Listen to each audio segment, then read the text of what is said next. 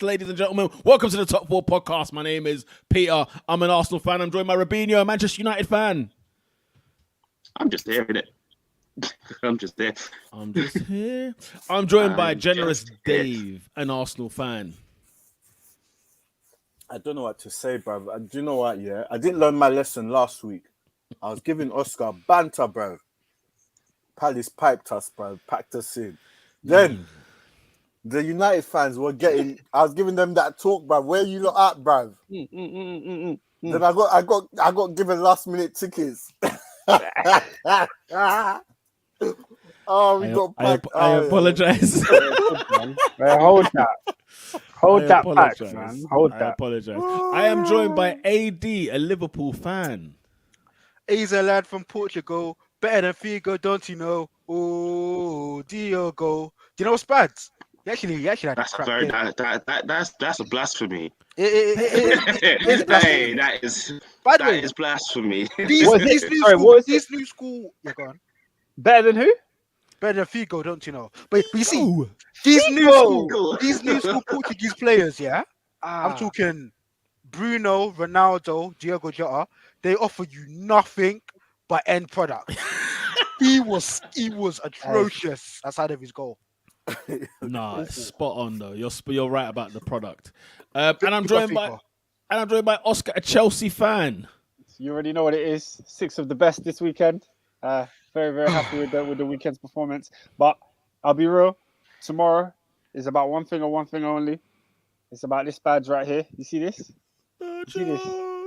We need a miracle. We need a miracle. We need a Hall of Fame performance. Versus the kings of that badge. We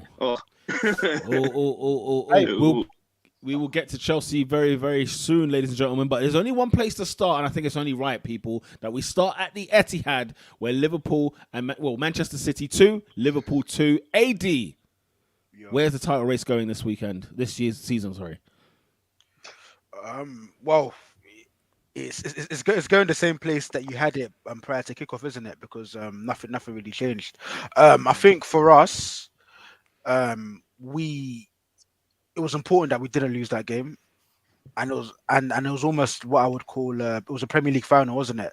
Where in both teams you got your two sort of super heavyweights slugging it out, and I guess the prevailing wisdom is whoever wins that game wins the league. Well, nobody won that game, so where do you go from there, kind of thing.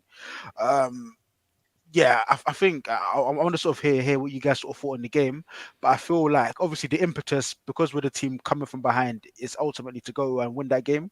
But when we look at the onslaught that Manchester City gave us, particularly sort of opening 10-15, I'm grateful. I'm grateful that we sort of take a point and get out of there, because, bro, like for me, Virgil van Dijk, he's the face of consistency. He's the calm in the storm. And when even he looks rattled, bro, it's a long day. From what I watched, it looked like a long day, bro. For what I saw, I literally said in chat, like, for City, it was only end products that stopped that game not being anyone than 2-2. City were out for the kill. The fact that you saw the back four rattled, you saw what Jota was doing all over the place. Firmino even had, not Firmino, didn't really play. Fabinho having a bad game. It was looking all along for Liverpool. Like they were very lucky to get a point, in my opinion. And to be honest, they should have lost, bruv. I don't know what Mahrez was doing. They should have. They should have lost. I don't know what Mahrez was doing. Yeah, no, absolutely. I think I concur with what everyone is saying so far. It was one of those where I thought, here we go. This is the City we were talking about. I've been ranting and raving about all year long. Finally, I thought they're going to open sesame again and absolutely obliterate Liverpool. But credit to Liverpool, man. Straight away, second half, obviously, Mane's goal kind of came quite early. And you saw Pep Guardiola's sort of reaction on the bench. And it kind of made you think, okay, if he's getting touchy like this, then he knows how nerve-wracking this game is, how much this game means to both teams in order to win the title. We're joined by Ernest, who's just joined us on the wing, also a Manchester United fan. Ernest, the Man City Liverpool game, has your opinion changed on who you think the title winners will be this year? Nope. Who are your predicted favourites? The Citizens. Citizens. Huh? City. This Yeah, and back you in know, November, after I saw that game in November, I said, congratulations, Manchester City. No, but Which guys, one- did you see the quality of football though? I know we're gonna be talking about the talking points, yeah, of like who should have won, who should have finished their chance, whatever. Some of the passing was triple X rated. Wow. No, Like the technical ability of Pep's teams in all seriousness, I know it's gonna sound like outlandish, but I don't think it's actually spoken about enough. I don't think people talk about the ability. Like every player in that team is a central midfielder who plays in a different position. Like their Including the ability keeper. on the ball is insane. It's mad. I love seeing Man City at that rate because when in those gears, you just because even some of the through balls De Bruyne was sending through, Come on, they bro. weren't even there. Like they weren't there to be made. Do you know what I mean? And it got me thinking about like when City are at their high point and they're just killing teams off. Like we were seeing that happen in a big game. If there's one thing I'll give credit to Guardiola, I love Guardiola, right? And one thing I'll give credit to him and Man City is when they play the big teams, they do not shy away. They're in your face. They're here to even going to Liverpool. They may be a bit more cautious because it's Liverpool at Anfield, but they give it a go. And credit to Man City's team because you're right. I like that you took it that way, Ernest, because it's a case of we watched two teams of quality, but then we watched as well the reason why City are kind of the favourites. Of course, look, the budget is out of this world, but the football, the product we are still getting with those purchases is unreal. And I don't know about you guys who are not Chelsea, who are not Liverpool or Man City fans, but you're looking at you're thinking about yourself, your team, and thinking, you're nowhere near that conversation. But it's almost like if we just get some of this stuff right, surely we would be in the mix. Like I looked at that game on jealousy. You catch my drift? Because those two teams are unreal, unbelievable, and it did put into context that let's appreciate this title run or this head-to-head battle between City, Liverpool, Klopp, Pep, and Salah and whoever else from Man City you want to throw in that mix. Because you take those two managers out of the league, yeah. And as much as I love Tuchel, like he's a step down. Do you see what I'm saying? Then after Tuchel, there's a chasm. Boy, I'll probably put him and Conte up there, but Conte's only there because he's won trophies. If I'm looking at stylistically, Tuchel sits above Conte for me. Do you see what I'm saying? From an aesthetic level. But Conte's football is just exciting. Do you see what I'm saying? Like Tuchel's football's a bit more like calculated. He thinks before he does. It's very mechanical in a good way. Yeah. But if Pep and Klopp leave, it's downhill. Like the quality of the league goes down again. Then we're almost all on a level playing field. Then it's like just like Messi and Ronaldo. We're looking to the next time we're going to see this level of quality because honestly, that's spot on. I remember the beginning when Pep came and Jamie Redknapp was onto him talking about this guy thinks he's going to come and be the Messiah of football because he finished in the top four and they're not win the league. And it's like, this is when, there's levels to understanding football. Do you see what I'm saying? Like Pep has come and if he wins it this year, guys, it's 4 out of 5. Bro. Do you know how insane that is? Ernest, you know how much I love him? He's not even my honestly, manager. Adrian, I love Klopp, because Klopp, for sure. Klopp was the first person that gave me a second team. I was not on the second team business, but Borussia Dortmund from 2010 to 11 were insane. Yeah, I love Klopp, but you see Pep Guardiola, this guy gets it. He's something else, bro. He's a nutter. He's a nutter. Let's call a spade a spade. He's the best coach of all time. And that's including Alex. Boy, he's the best. No, he's the best. He's the best coach of all time. Manager's a different conversation, but coach in terms of products, in terms of the football he gets his teams to play year in year out, whether he's in Germany, Spain, or England, Pep Guardiola's got the blueprint, bro. Yeah, I don't even think that's controversial to say. I think that's like it should be common knowledge now because the way his teams play football in 3 different leagues. We've seen him come in and reshape the way a team dominates a league. So, yeah, Oscar, he's changed football in all those leagues. Like, once he's left, everyone's just trying to find how do we do that again. And the only caveat I will have on him, of course, is the checkbook. And the reason why I think Sir Alex probably has a stay in this situation is because players like Nicky Butt won like 9 Premier League titles. I know I'm exaggerating, but like he made ordinary players win. Whereas with Guardiola, everybody has to be right.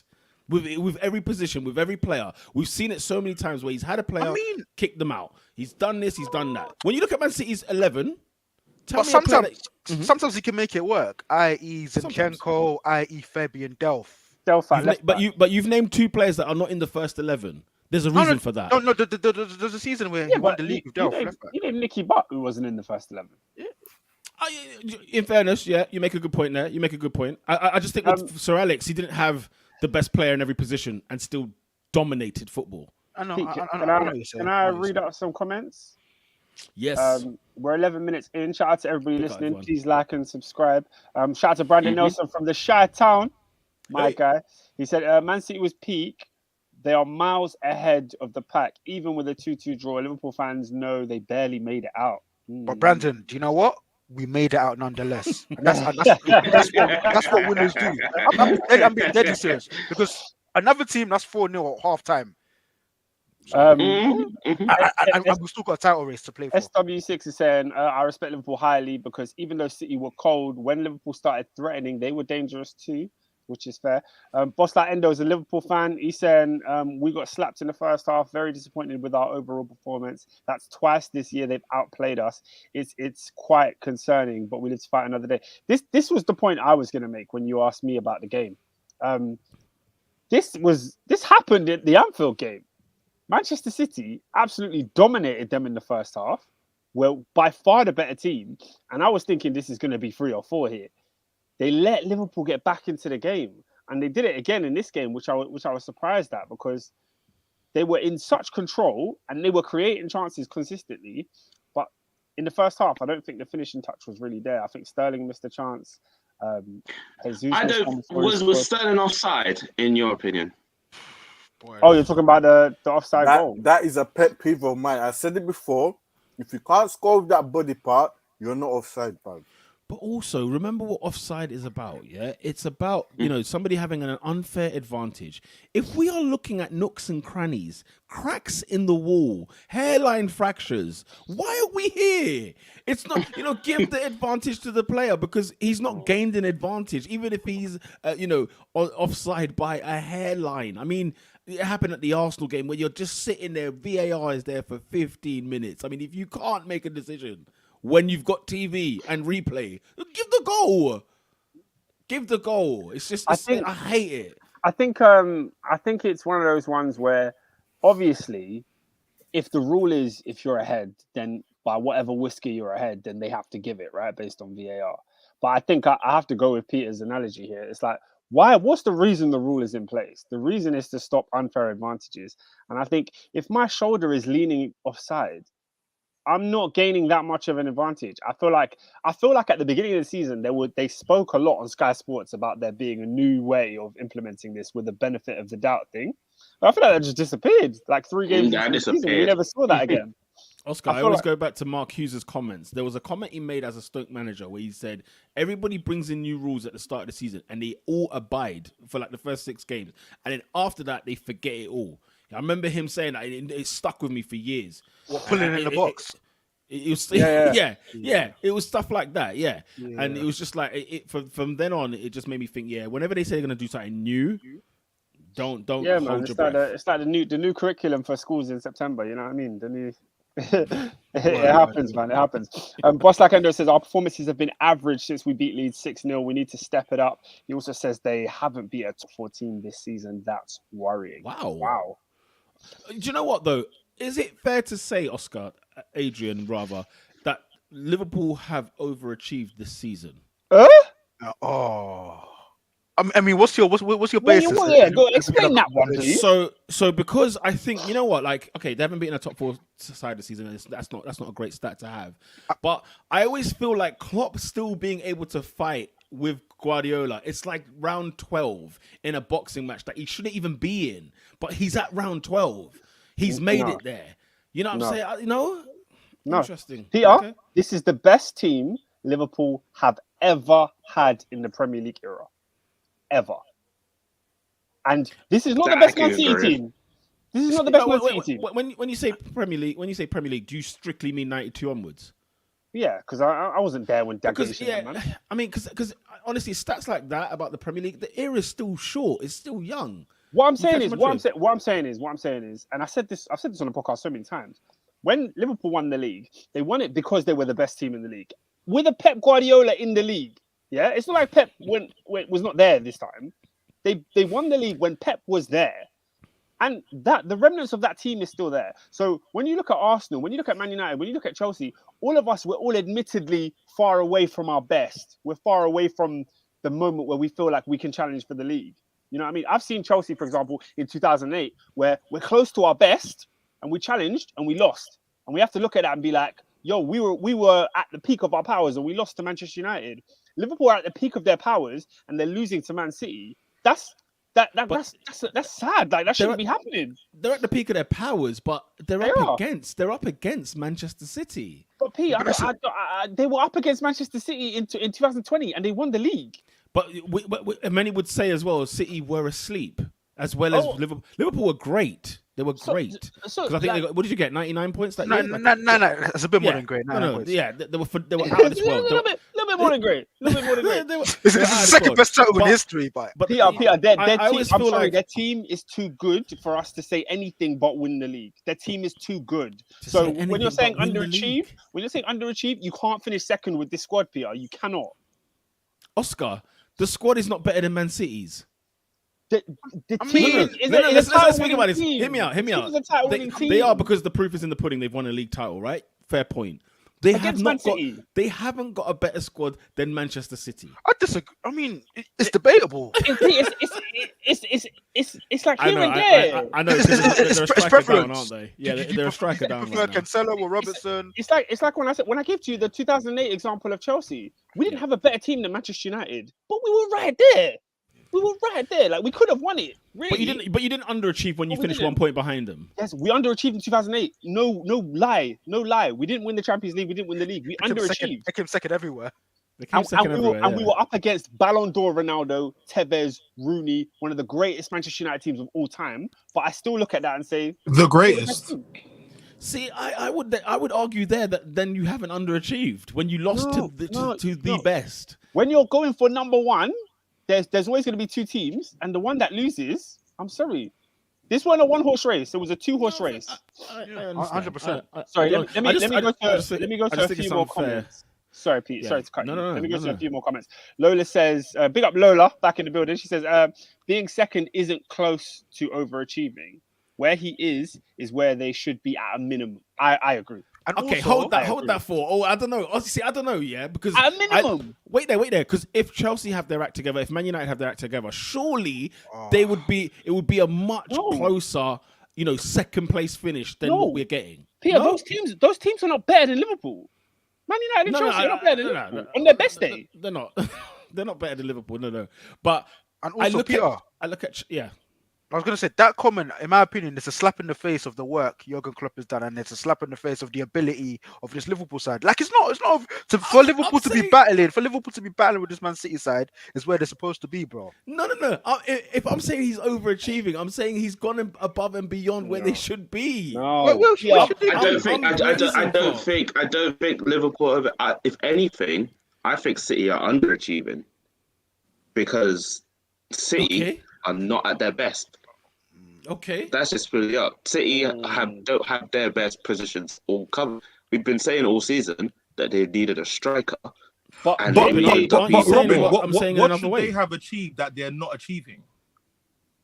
No, I'm saying they should be more out of sight. The fact that Liverpool are now 1 point behind them when they were exactly 12 points or 13 points about a month ago, it's me thinking they've stacked in some areas. They should have been outside this league time ago. That's what I mean. No, my point is like if City win the league, how have they underachieved?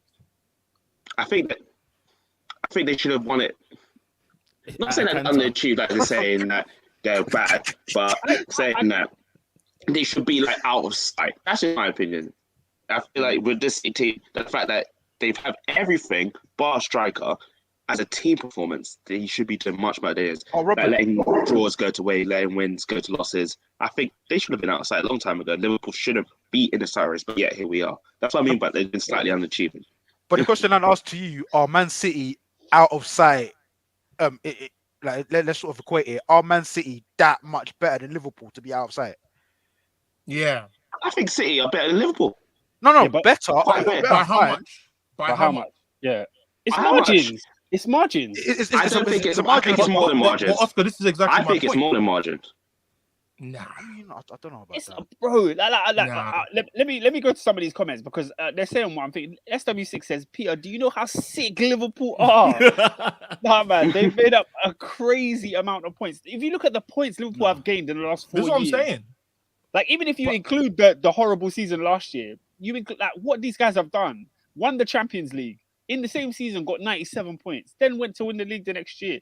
That this team is serious. When I Because- look at that because team, though, when I look at Because the the team, quality in the team or lack thereof does not equate to the points that you've gained.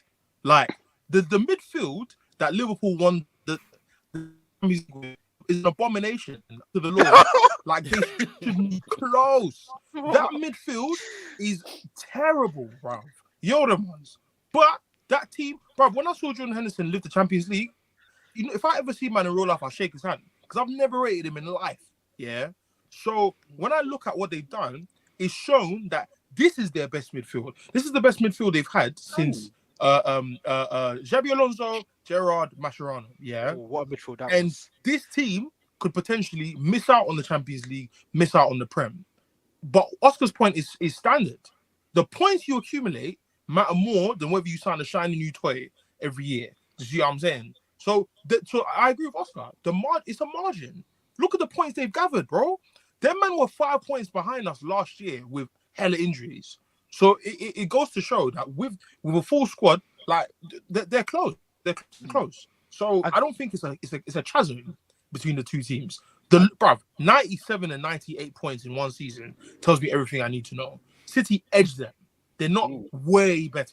Not Guess at all. what, Ernest? Yeah, go on. Apparently, since 18-19, if you add up all the totals for the past sort of 3-4 seasons, it's a point difference between. Come Liverpool on, and Man bro. City. Come on, bro. Yeah. Come on, bro. And there you go. And this is the city that we're talking about has the best football. Every player is the most technical player. Pep Guardiola is the greatest coach in the world. Liverpool are right there. They're right there. So Liverpool are I think that's there. credit to Klopp, isn't it? My only Yeah, concern absolutely. with Liverpool, is that I don't think they can get better than this. I feel like, you know how Liverpool are on final form? I think Liverpool are on final form, like they're at peak. This is amazing and stuff. I don't think that they can go to the next step. Whereas I feel like City still has a couple steps that go even further. That's why I mean, I was like, City, Totally for agree them with to you be at there. their best, Totally agree. to not be there enough is very concerning. I think, But that's just for me, absolutely body that's a recruitment Yeah. problem. yeah.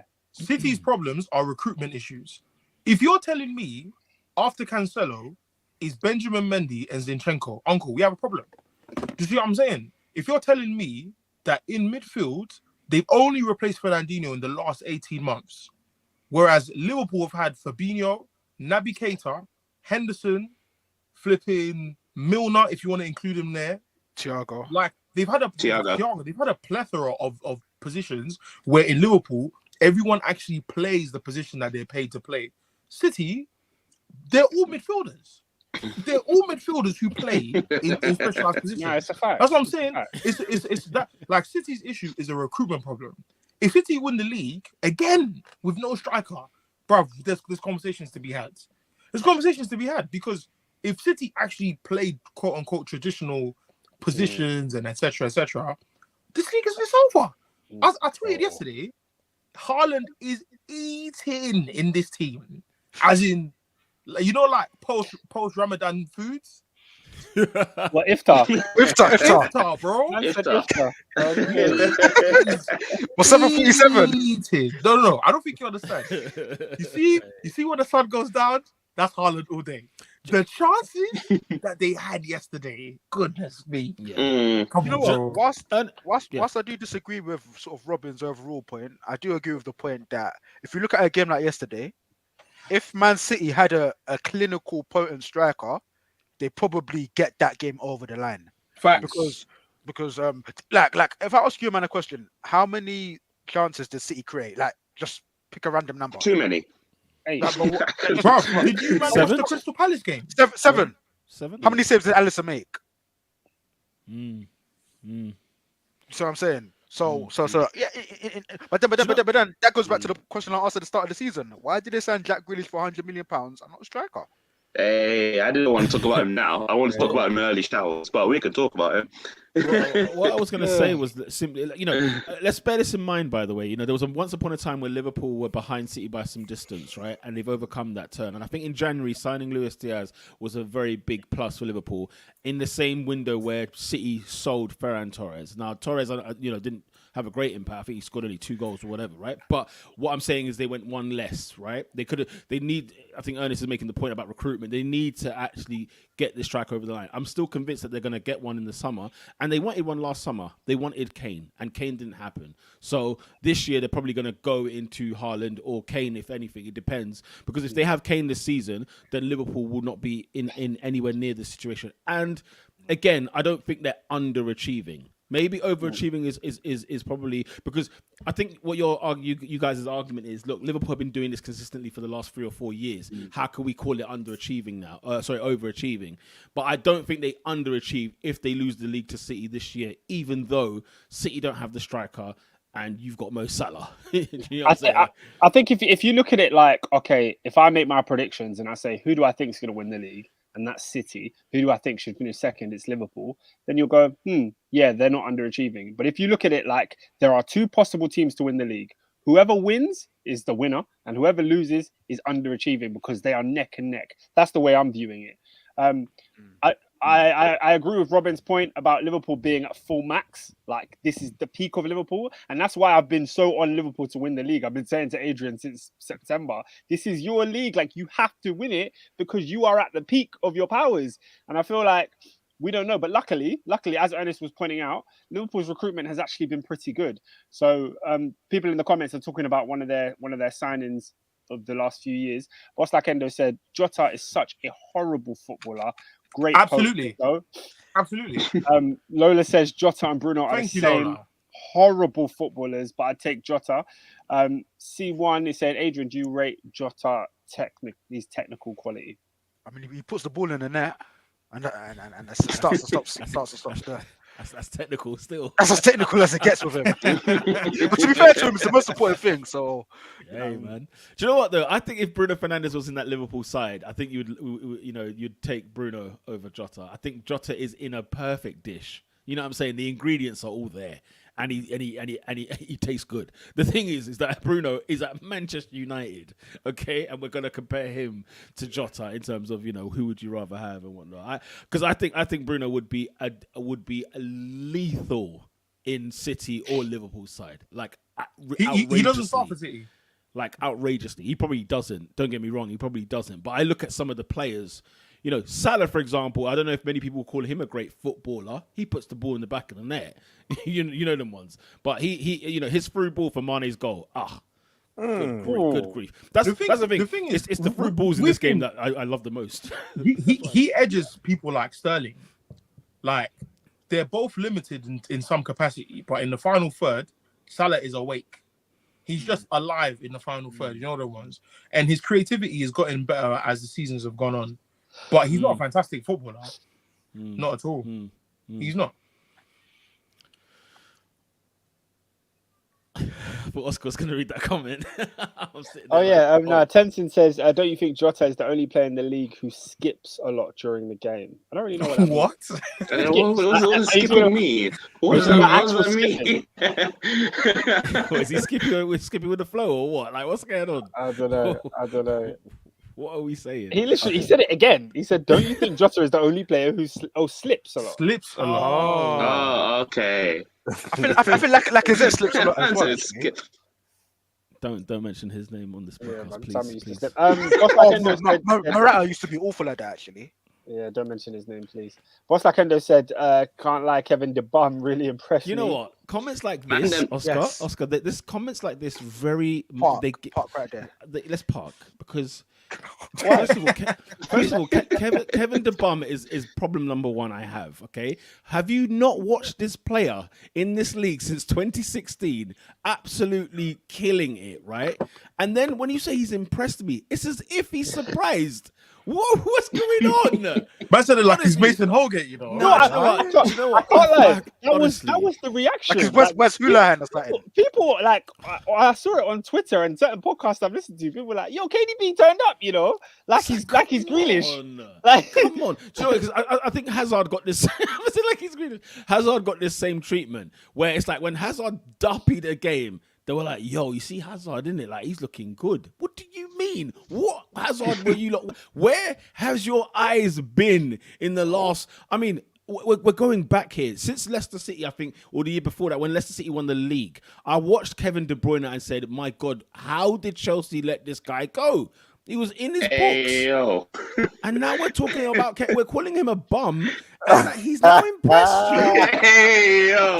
Slap in the face. Hey, yo. Unbelievable seeing And also, stuff. bro, I think it was the 2018 Community Shield. Yeah, I saw him. He added PMP to his game.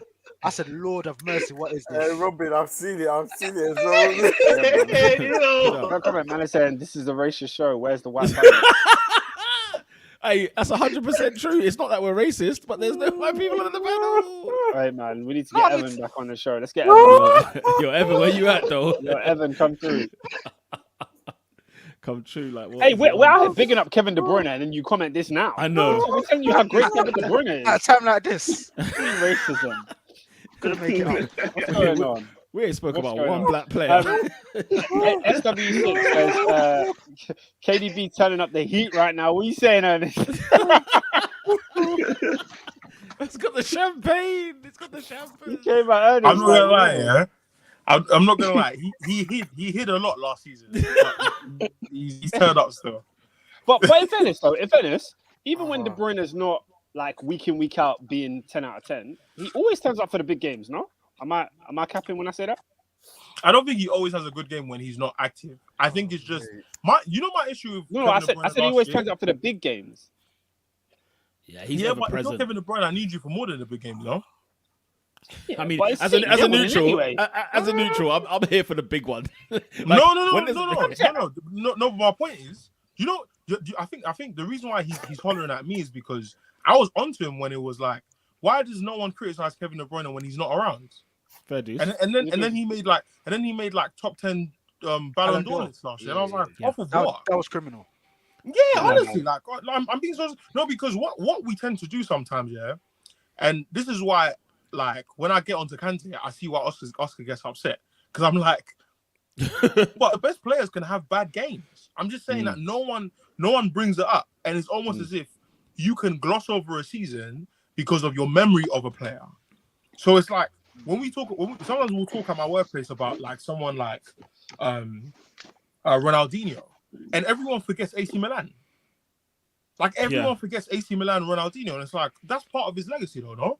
Do you see what I'm saying? So I'm just saying that he won the league. we can get into the point where we just talk about Kevin De Bruyne Or Allegri. of 2017 and carry it on like he's still doing the same thing consistently 2022. Like that's not the case. Yeah, no. He wasn't playing at his best. It's like I'm hearing the Salah talk right now, right? Like he's the top goal scorer, and by a mile, like by a mile, he's still there. I said the Rasmus Sismo is running through the paddle. It's for the world. Listen, man, let us get something done for a change. You know the ones. Let us do something. You know what I mean? There's hella other panels. I'm just saying. I'm bigging us up. I'm saying, look, let us be. Yeah, man. Go look at Soccer Saturday and talk about racism. Come on, man. Actually, no, to be fair, they be having Clinton Morrison on there. I'm actually captain. They be having Clinton Morrison on there weekly. Although he played for Ireland. No, But anyway, never mind. I like Clinton Morrison. It's the same as Sterling, Sterling. I think Clinton Morrison is one of the worst pundits on television. He is garbage. But he puts a smile on my face. He always has the. He is garbage. He's from the ends, man. I love it, The man. thing is, he was cool until I found out he's a Spurs fan. That was when I said we are done. He We are done. promised Paul Merson that Wan-Bissaka will be an England international. He promised him.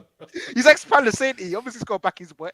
He plays for Congo, bro. God, Does he even play for Congo? get out of here. Pete, what were you saying? No, I can't remember now. But let's move on from this game because obviously we've been talking a lot about it. We've been on half an hour. Anything else to say just to wrap this game up? No. City No? great. City are top notch. Liverpool are phenomenal contenders as well. Also, I think the league is done, by the way. Just my opinion on that. I know I've been saying I think Liverpool should win the league, and I thought they would, but I thought they had to win this game to do it. So I think Man City have taken it now. Interesting. Would you still say the same thing had Liverpool battered City but still left with a draw? No, they had to win. It was about Just the had result to for win. me. It was about the result. Listen, hey, SW6, anyone can get it. Anyone can get it, man. Man like Clinton. I got time for Clinton still, but Oscar's Clinton's duppied guy him still, still. he's a great guy. Let's Also, go. just on Oscar, I'm going to link two things together because you see how Oscar's made this point about league is done. I also saw someone in the comments said that Liverpool haven't beaten anyone in the top four. Well, City have only beat Chelsea in the top four, and Spurs are the only team in the top four to beat them. Yet still here we are. So let's go on, man. The league's still on, boys. The league's still on. Man, you know what? Yeah, I had to think about that for a long time. I realized Tottenham's in the top four. What a joke. I was thinking, where's Man United? I was like, oh yeah, if you mean Boss that. That's even a skewed statistic anyway. Yeah, it's Boss very Endo skewed. has a quick question for Ernest. Ernest, thoughts on Liverpool's title challenges? You didn't seem convinced earlier in the season. I think from what I can remember, correct me if I'm wrong, Endo, I said that no one comes back from an ACL the same. But I think that Van Dijk has done a madness, bruv. Like he's definitely like doing some super judge. So like he's come back on some crud, and I'm impressed because like he was the best defender on the pitch yesterday. He was amazing yesterday. Do you see what I'm saying? And so in terms of title chances, bruv, if you're 1 point behind Man City, you've got a chance. If you're asking about my opinion on whether they'll win it, I don't think they'll win it. But but again, if it's 1 point, I won't be shocked. Yes, Because of the two teams, City have had more banana skins, had more chances to fail, and then they did actually fail to capitalize on like certain points in that. And Liverpool just slowly been creeping. But I think Liverpool will lose the league title on their own merit, as opposed to like City besting them in 2 games. Because I look at Brighton at Anfield, I look at Leicester away, and there's another game you drew. I think it was Chelsea. Like Chelsea was Brentford 3-3. And I was like, "Wow, this is mad." You see what I'm saying? And then also, like, I'm questioning Endo, Liverpool in the quote-unquote big games. Because I was not impressed with Liverpool in that cup final. That League Cup final, it rubbed me the wrong way. I was like, yeah, Liverpool did not turn up for this game. Not at all, bro. I wasn't impressed. Because Marcos Alonso should be a flipping chicken doner to Mohamed Salah. Alonso had him on smash. And I thought, bro, what's going on here? And Salah's not been the same since AFCON. Maybe the contract thing is in his head. I don't know. But there's games that Liverpool should win, and they're absolutely slapping teams. Pete, do you remember? Chelsea, go on. I was going to say, Pete, remember they were leaving comments saying Salah for Ballon d'Or? Do you remember that? That's what the streets were saying. That's what they were saying. They were, on That's the Top what 4 the streets podcast, were they were saying. leaving comments saying Can I- Salah for Ballon can I- d'Or. Can I give you guys a spoiler this summer? Scary. Can I give you guys a spoiler this summer? Mohamed Salah will be playing in La Liga in August. And you know the only reason I can That's all. see that, is because you see Kylian Mbappe. If these rumors are true, The done, rumors bro. I'm seeing. The No. rumors I am seeing. If I- Kylian For Mbappe, 2 years. no, bro, they said, bro, I heard today. A man told me today, these Qataris are slapping 125 million sign-on fee. I said, brother, what are you trying to buy a yacht? Like we bro. Not just that. The president of France has also got involved. Like Macron The what? is in this. The president of France is getting involved. Football I was is like, so okay. bent. Oh my god! How can That's what I was somebody, seeing. I'm like, for signing on? How can you get 125 Bruv, million that's quid? Griezmann's Come value. on, That's what he's signing it's for. the president of France. Do you know how much issues you've got in your country, my friend? Deal with something else about to keep Kylian Mbappe at PSG. That's the least of your worries. Okay. Crazy. If anything, you want the French league to be fruitful. If Kylian is there, it is PSG's league. It's over before a ball's kicked. I'll never forget. You remember when Mourinho said, I can go to another team and then I've won the league before I've even managed the first game of the season. And on the ACL thing, very quickly, Ernest, you were mentioning about Verge. I would say this, is that if you're going to have an ACL injury, it better be a centre half. Because if it requires anything to do with a burst of pace, that's when it's over. And that's why you normally feel like, you know what, whenever someone gets an ACL, they're done. They're done for. Because if it requires even a jolt of sprint, just a jolt, that's it. It's over. Hector Bellerin. No, but did you man watch him yesterday though? He's still got that yards. Oh, listen. yeah, twisted. He was top notch. He was top notch, and But- the fact that he got he's rattled, trying to keep- as you trying to keep mentioned, fit for the World Cup. That's what he's trying to do. Do what at the World Cup? If there Hey. was a stinker in that game, it was the fact that the defending fought like some of those goals was atrocious. Like The two right backs called him Yeah. out right now. Yeah. Oh, Adrian, we're not going to talk about your right back. We're not. No, you can talk about him if you like. No, we're not Adrian. allowed. We We're don't have not enough allowed. time. We're not allowed. We don't have enough time, Not and we're not allowed. allowed, quite frankly. We're not allowed. We're not allowed. Liverpool on Twitter, no one wants us to talk about Trent. Hey, we're not allowed. We're not allowed. the Verge is superb. He's a superb player. Yeah. Can He's a we- thoroughbred. So, seeing as he's a top class defender, Oscar, can I go to a place where defending on both ends of the pitch is a diabolical disgrace to football, to the English game, to the Premier League? Because it's not a good advert. Everton 1, Manchester United 0. No, whoa, Peter, what are you talking about? Come on, man. I've not been too well versed on what's going on, but I know Man United spent 80 million on a defender. He must be really good, right? They spent 80 million. He must be top quality, right? They spent 50 million on a right back as well. He's the captain, for God's sake. No way. Oscar, I had this game on the screen. I think it was pre-match before the Arsenal game came on. Oh my God, Ernest and Robin, how are you losing to this shower of absolute? Oh my God, honestly, Everton. Nah, guys, this is a new low. Oh. This is a new low. I'm No, so it's not. sorry. No, it's not. Everton. Nah, it's not. this is a Everton! no. Watford gave them 4, wasn't it? No, guys. No, this is guys. new. This is new. Should I Adrian. take you is back? Lampard's Should I Everton. take you back to Man United? Man United 0, MK Dons 4. Should I take you back to that? Will Griggs on fire? Should I take you back to that? What was Will Grigg playing for them? Yes. No, he wasn't. Bro, you don't remember Will Griggs on fire? Your defense is terrified. No, I swear that was for Wigan. I swear that was for Wigan and Northern Bro, Ireland. He was playing for the Will Dons. Griggs was at MK Dons. Will Grigg, you not gave him a name. When you talk about embarrassing results, 6-1 against Tottenham.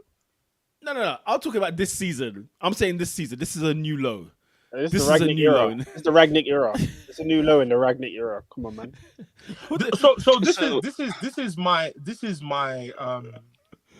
maybe my only issue. Well, one of my few issues with Ragnick. Yeah, I think that the centre back that has been done dirty this season, and that's Victor Lindelof. I think that considering his Euros performance, you know, captaincy is taken off. Zlatan, I think, retired from Sweden. Lindelof had a fantastic tournament. Yeah, he's come into the league. He's been our best centre back. And listen, Maguire's PR, like I've always said, is of God, because I don't know how he keeps getting away with this. Yeah, but and also Varane is proving. I saw a tweet the other day that is exactly what I said about Varane when he was at Madrid. Varane is proof that your CV does not prove how good you are. Yeah, as much as he's better than Maguire, Varane has not done anything to give me any indication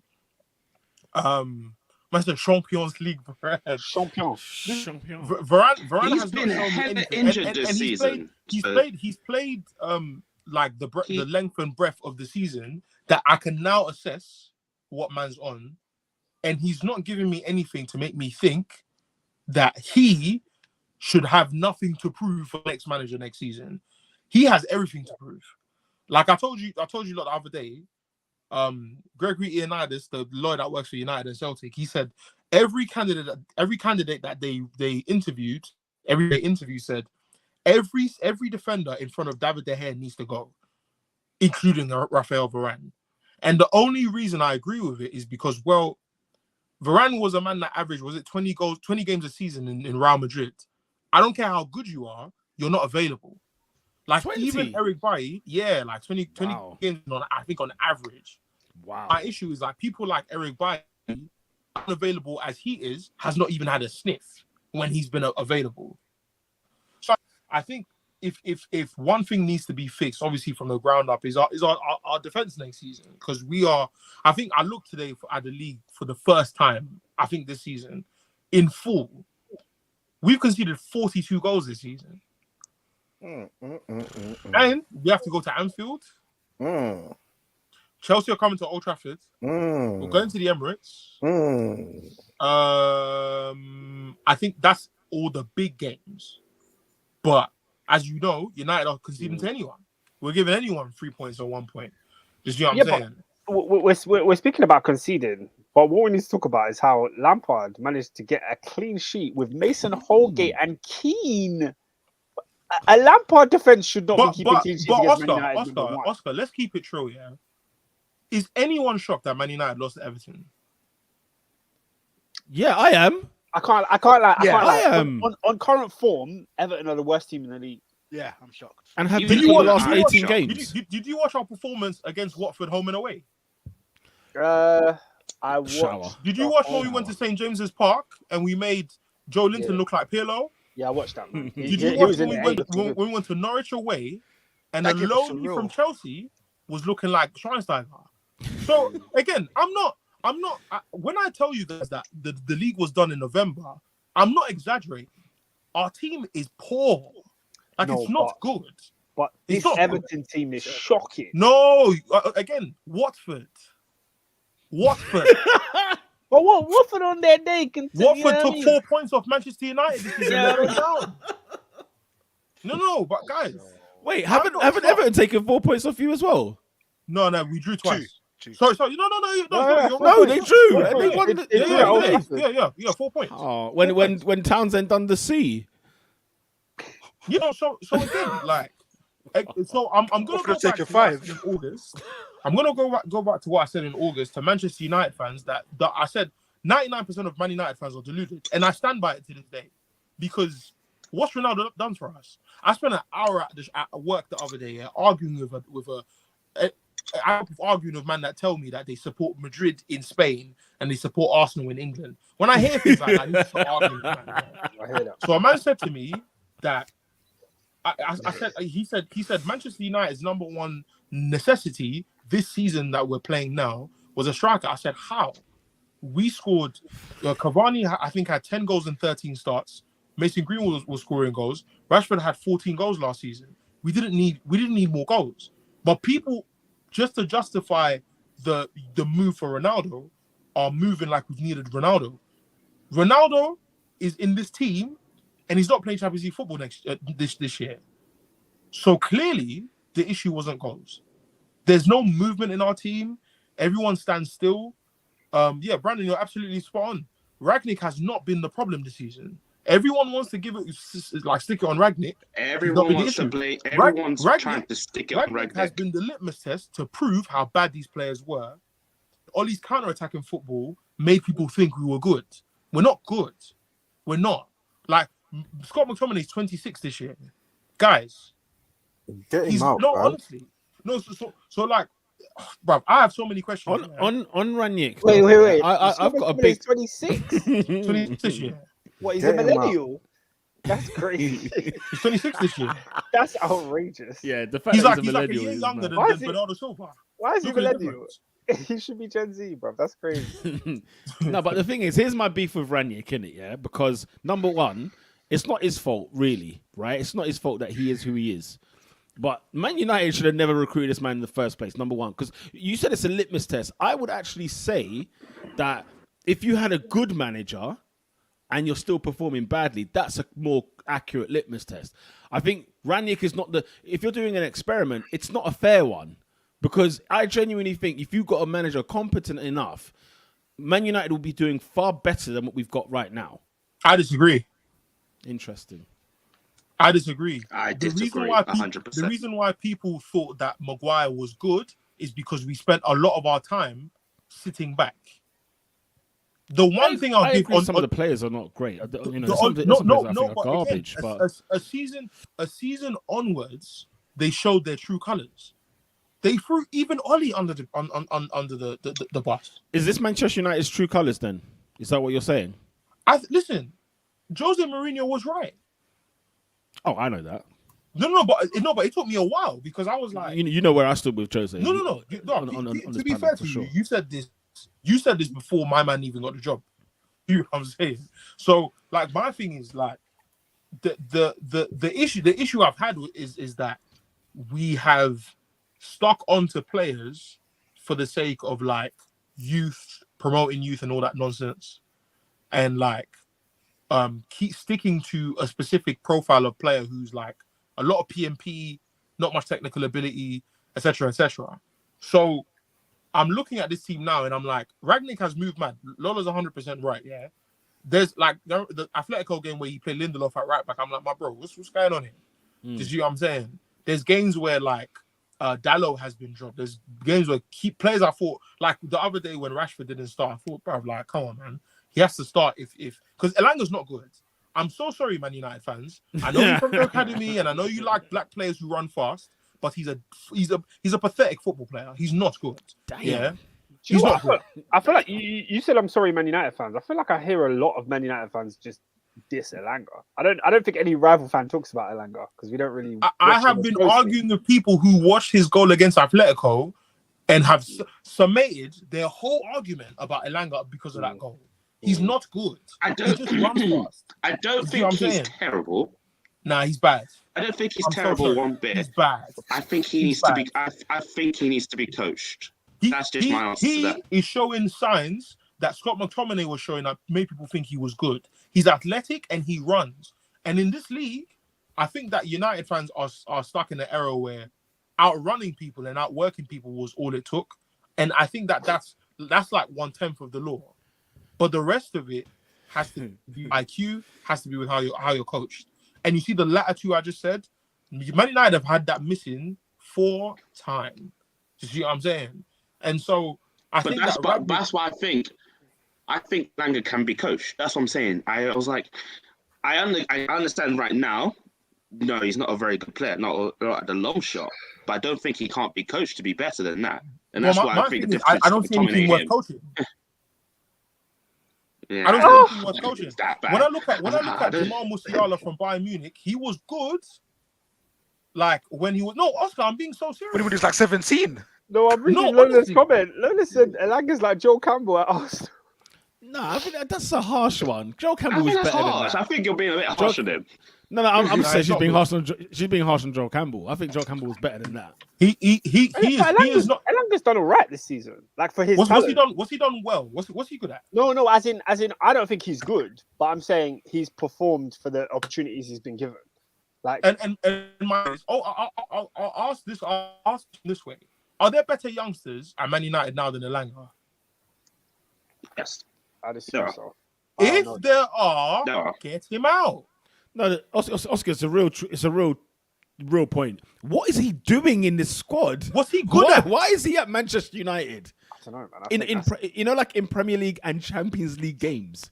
What are they doing? What's he good having at? Him on Because there. so tight. No, Pete. I think if there's one thing that has grinded my gears about this Oli era here, is that people see a goal and think a player's good. He's not good, bruv. What minerals? What is he good at? No, It's guys, pace. It's space, bro. It's space. He said, "What minerals?" what's he good at? Wow. Because I need people to actually articulate what players are good at. And by What's the he good way, ladies and gentlemen, that's another winger in Manchester United's cap. Come on, bro. Another winger, by the way. We're not talking about somebody who's in the positions that they need, where you could say, do you know what, they forced in a youngster to play there and, hold the fort.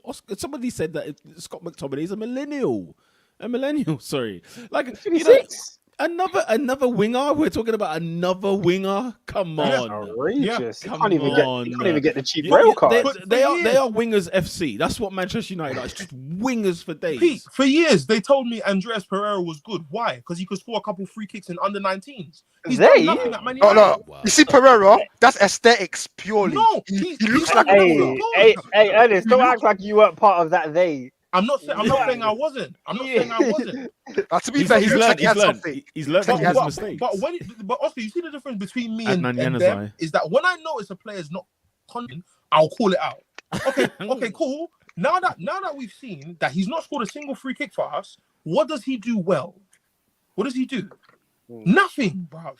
And I'm tired where's of Januzaj? players getting into our starting 11 because we like to promote youth. That's all it is. Ahmad Diallo is playing in Scotland. We know the guy's got ability. By the way, is that the one that you bought from Atalanta? £37 million sterling. He's been 37 million quid. And Alanga's starting ahead of him. Like, do you know what? Your guys, football club is the thickest in the world, honestly. No, the dumbest It's the worst. It's the dumbest club in the world. in world football. Barca have made progress still. Barca have made amount of progress. I was dead serious when I tweeted on Saturday that this is the last Manchester United game I'm watching this season, because from what I saw on the weekend, I literally said, if these men do not give a damn, then why should I give a damn? All of these players need to be sold. Remember when we were saying that, someone was saying that, we're having like a review at the end of the season. Listen, Manchester United are not even entering the example. They're that bad. They're not going to even get graded, in my opinion. Come on, you got to watch Arsenal, Man United. That's gonna be one for the ages. No. The entertainment is gonna be one for the ages. I'm being dead serious. On Saturday. I'm being dead serious. Hey, Bruno Fernandes was trash. What? No. on Saturday. Oscar. Bruno Fernandes was Bruno Fernandes. That's all he is. That's what he does. That's what he does. Everton. It's Everton. Who, by the way, played midweek and lost at Sean Dyche's Burnley. They scored 2 penalties and lost. They scored 2 penalties and lost. Peter, that's why I said I could not believe what I saw. From top to bottom, everyone needs to be sold. Just simple as that. Absolutely everyone needs to be sold. This team, you could say about, getting all the players, all the PR, all that stuff. This is the worst Manchester United team I've ever seen. But this is why. And I've seen us crash from first to seventh in one season. Not because I think Ten Hag is going to do an amazing job, but when I'm hearing what he's saying in the Athletic, man said, like, it's drip or drown. Give me everything I want. Or nothing. As far as power, like, give me everything I want. Decision making when it comes to recruitment, who stays, who goes. If you don't give me that, I'm out. And the thing is, I heard from Stephen Housen said on his channel yesterday, fantastic point he made. He said the next Manchester United manager has to do enough to build us to be the 4th best team in the league. Damn. That's what the next Manchester United manager has to do. Man United fans need to wake up and smell the mocha. This team needs at least 3 to 5 years of just straight groundwork. You know, the Emirates was just a landslide until 2006. That's what we need. We need years and years of surgery, bro, to get this done. Simply because BBL. No. Because like that's like a very bad agent. Do you know what? We can't be promoting that, Adrian. Don't do that. You said he needed a surgery. No. The surgery we need, I don't think you might understand. It's not cosmetic. It's not cosmetic. This is an emergency room. No. This is bad, guys. Hip replacement. Shout out to Martha.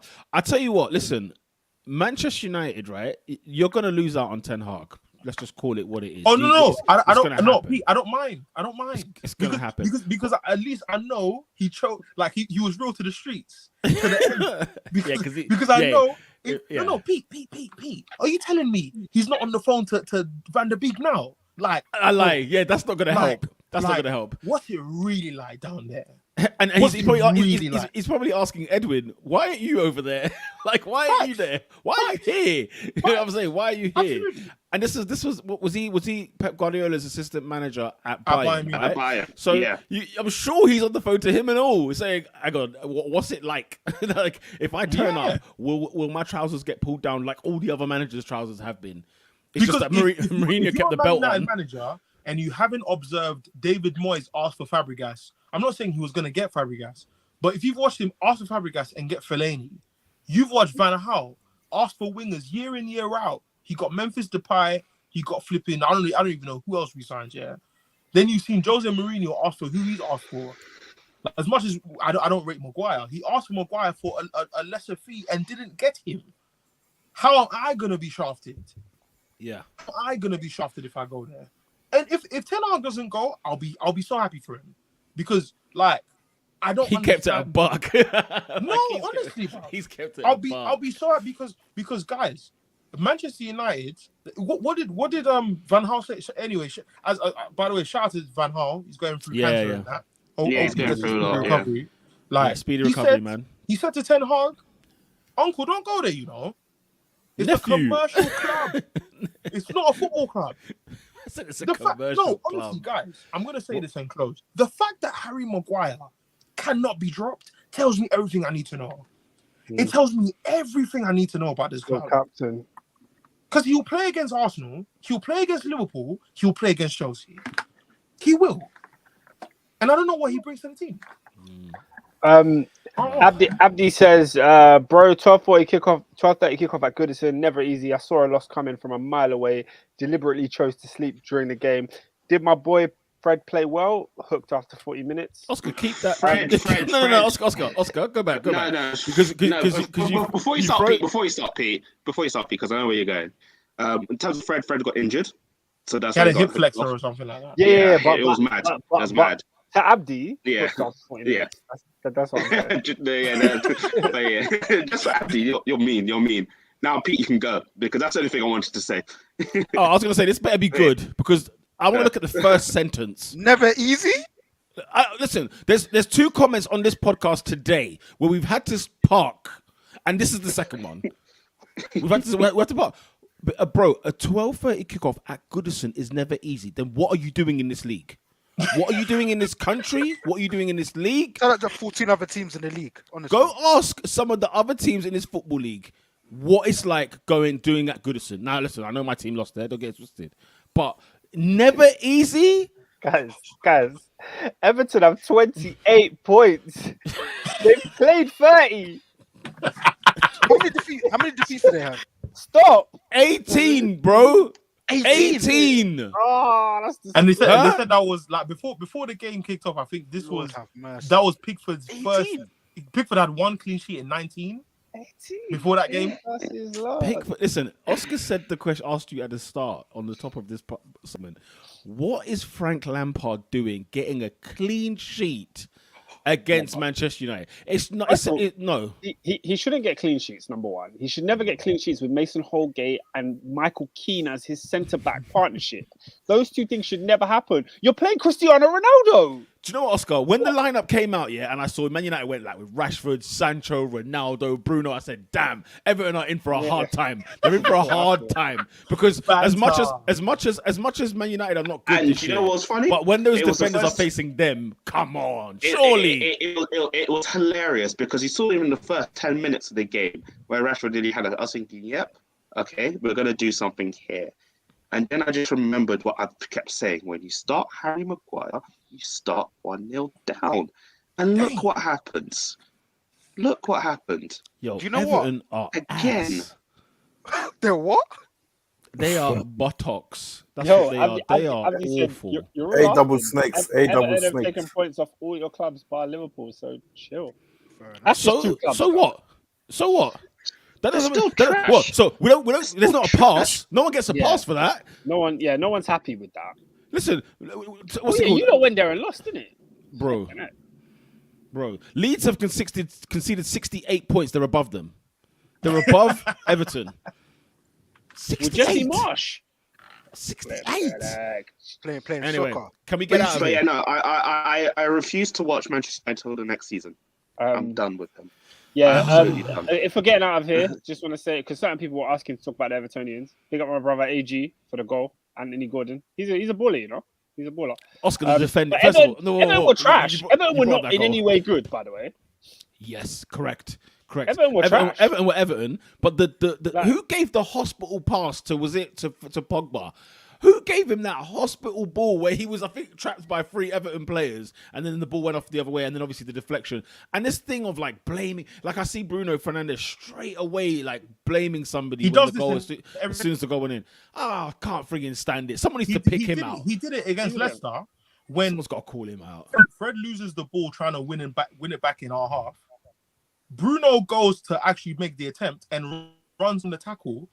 The counter attack starts from there and they score. And he looks at Fred, and I was like, "Bro, that's you. That's on you." I've been seeing a lot of clips of Man United fans posting like him lacking responsibility and pointing at other players. It's sad. It's sad. Boss Like Endo says, my bloody Evertonians, what a performance from the lads. Big win after I disappointed midweek to Burnley. I can't lie. When Everton lost to West Ham, I said, yeah, we're down. I was like, West yeah, Ham? Frank. Yeah, like the week Oh. before. Like, so last Oh, weekend okay. they lost to West Ham. Yeah. I said, yeah, it's over, man. It's over. But you didn't think they were always going to lose to West Ham? No, but At like West Ham? you have to pull out performances. It's like I thought they were going to lose to Man United. If you're going to stay up in this situation, you have to pull out performances that you don't expect. And when they lost to West Ham, I didn't see them winning at Burnley, and they didn't. I was like, That's Lampard's interesting. gone, bro. Lampard's gone. It's interesting. over, bro. They can't buy wins. You know how bad Everton are. They are They're garbage, so Oscar. bad. They're bad. They're a And shower it just, of garbage. as long as I've been a Manchester United fan, for as far as concerned, we are at rock bottom. Hey. Like nothing Hey, yo, man, is them. me. Man United are 7th in the league. Yeah. Take that in. They're Um, 7th. Ernest, are you there? Because Boss Lackendo is dying for me to ask you a question. He's begging to ask.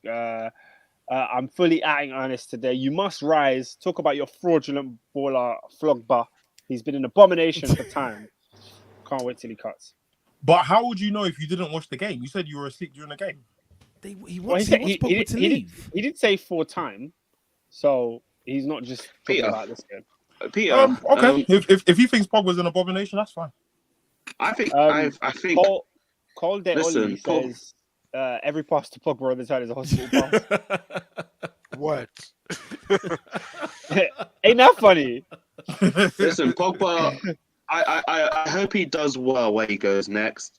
The streets are saying PSG. Oh, Lola, that's bad, man. That's outrageous. That was so unnecessary. street- Sorry, The sorry, streets are Robbie. saying I'm laughing because I get what she means. I'm gonna Google him that's now. mad. I don't even know what he looks like. that's mad. Yeah, no, the streets are saying that he's off to Paris. I'm like, all right, cool. Gordon. There's so much things I could rant and rave about Manchester United, but I'm tired. I'm tired, Robbie. It's just nothing else to say. I'm Will it tired. end, Robbie? When will it end? So Lola, that's harsh, man. He's a normal looking guy. Like, He hasn't hit I know. puberty yet. He's a regular kid, a little bit of acne. he's just a normal guy from up north. She said he has to be a good player because he ain't getting sponsored for his looks. That's outrageous. Phenomenal scene. Lola also But yeah, says, nah. there's Denny Blair at Everton. Lola, they spent 45 40 million million quid. They Listen. don't learn. They don't friggin' learn. These are the people. two stupidest Oh, yeah. clubs in the I got, country. I got a comment. Yeah, all you stupid Arsenal fans asking for Dominic Calvin-Lewin. Yeah, whatever his name is. Sit down, bruv. Tell Hey, them David. again, David. David, do you want to start on Tell Dominic them Calvert-Lewin? again. Do you want to start? Sit down. He hasn't scored since the 28th of August. Should I shut my laptop? What do you mean?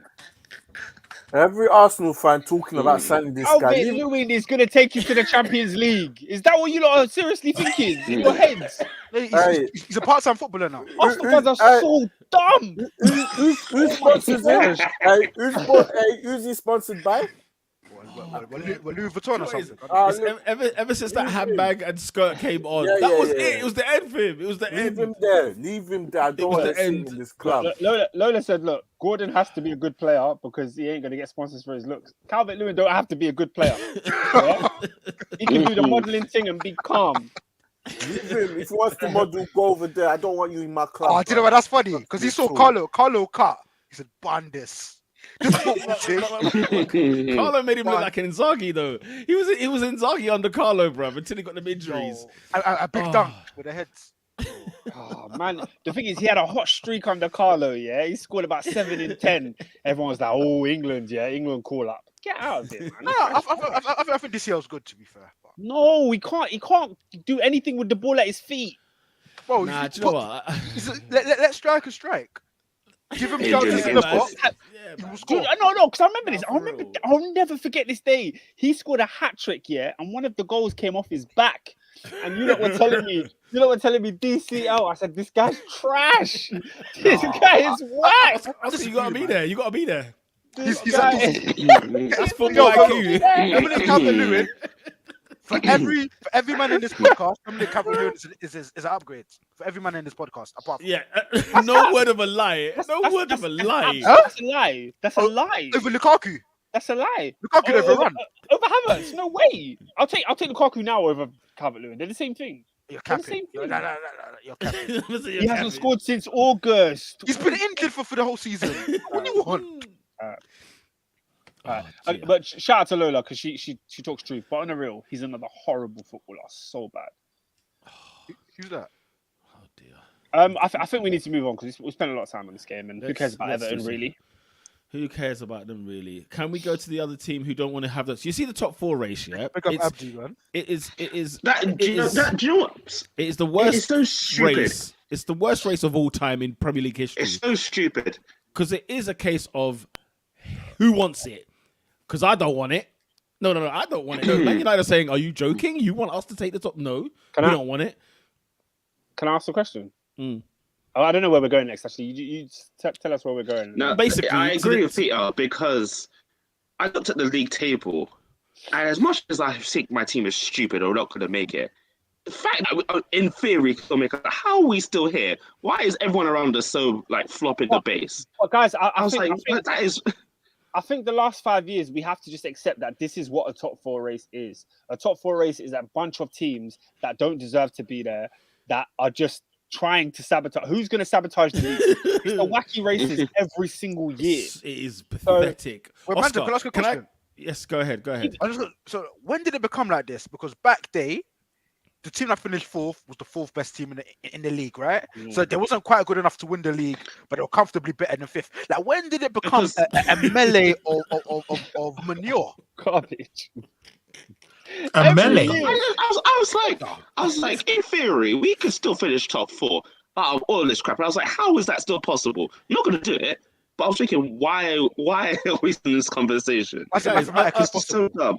Look here, there are 4 teams going for the top 4, yeah? And I'll tell you the results of these challenges. Brentford 2, West Ham 0. So West Ham don't want it, right? Oh my Lord. And in fairness to West Ham, right? West Ham must be thinking, fam, we're in Europe. We didn't even think we were going to be in a top 4 race. How are we here? That's the question I think that needs to be asked here. How are they here? I tell you, it's New Year's Day.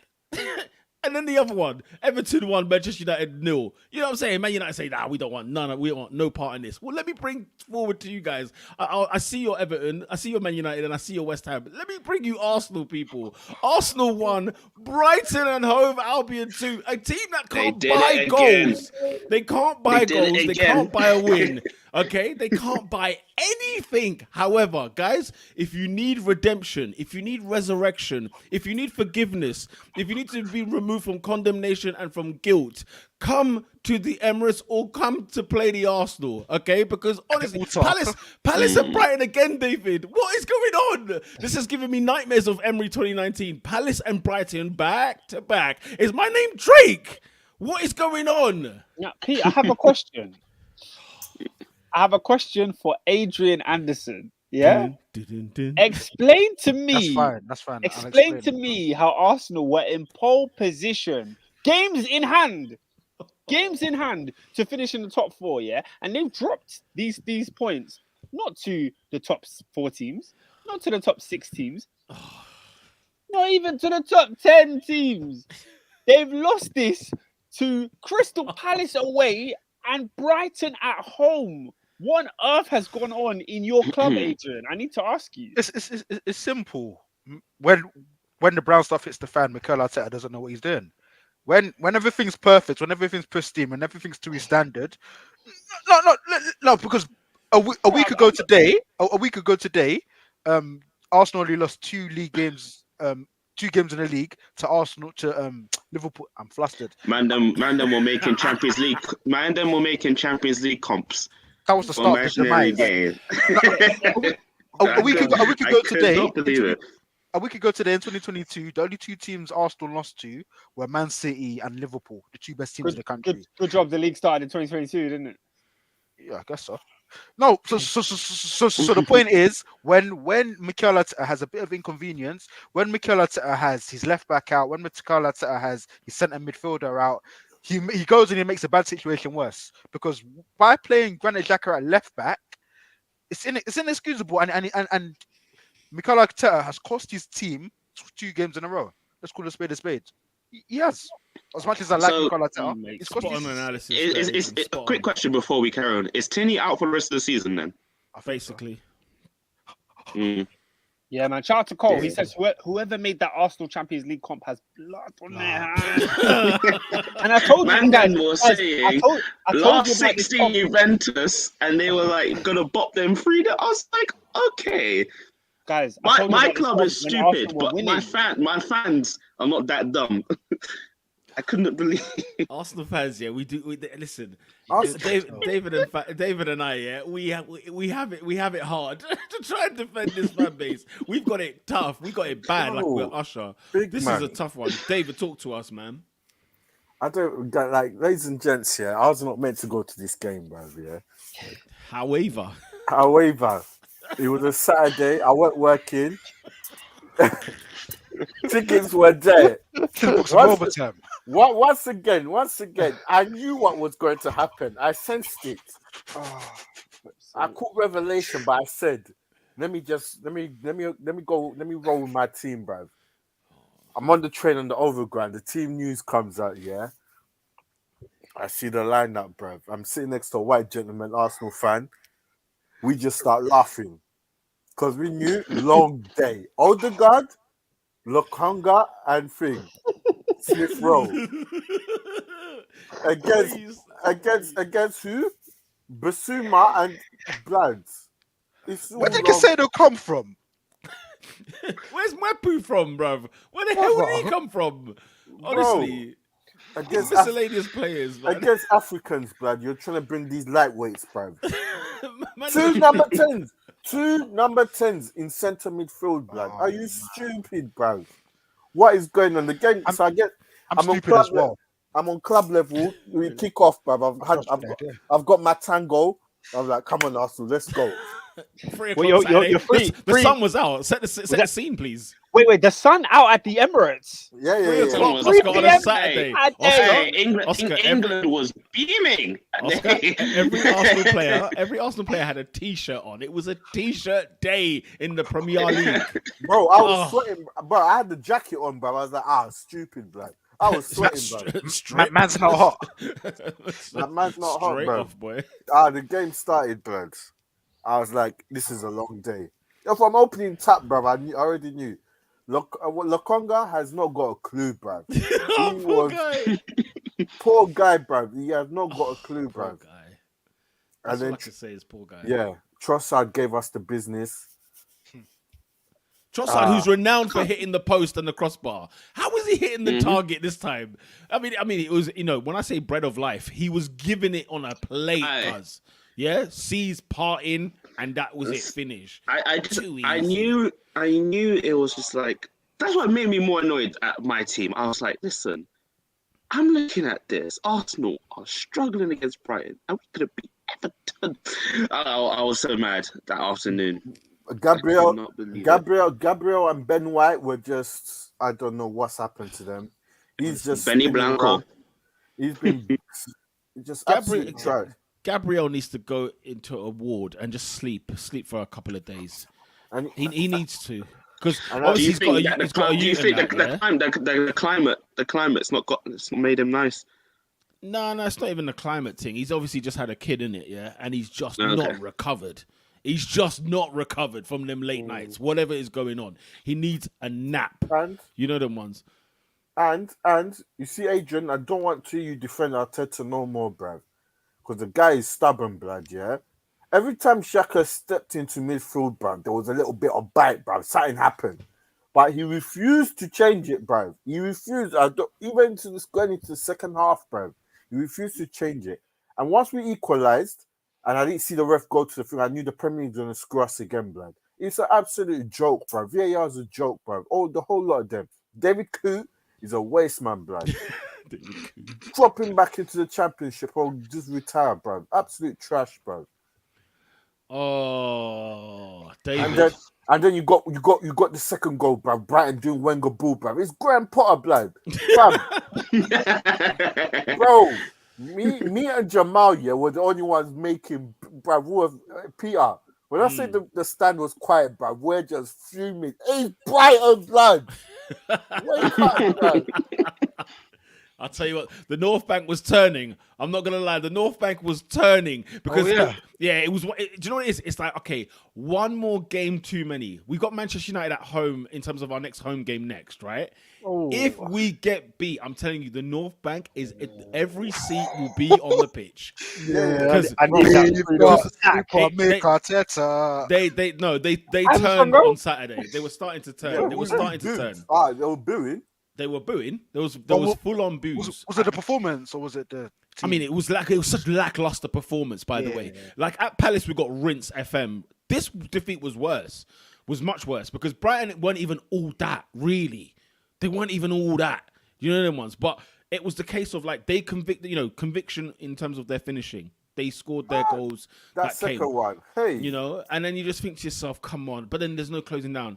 Guys, Nuno Tavares, we need to have a conversation because I've been hearing him getting slewed and I don't like it. I don't like it at all. Okay? First of all, when Oscar and I were at Forest away when he got hooked. When I say hooked, like man was fishing. Get the light on me for this. He got hooked, right? Deservedly so. Oscar, can I tell you something? After that, first of all, he's 20 years old or 20, whatever, right? He's a young buck. So leave him alone.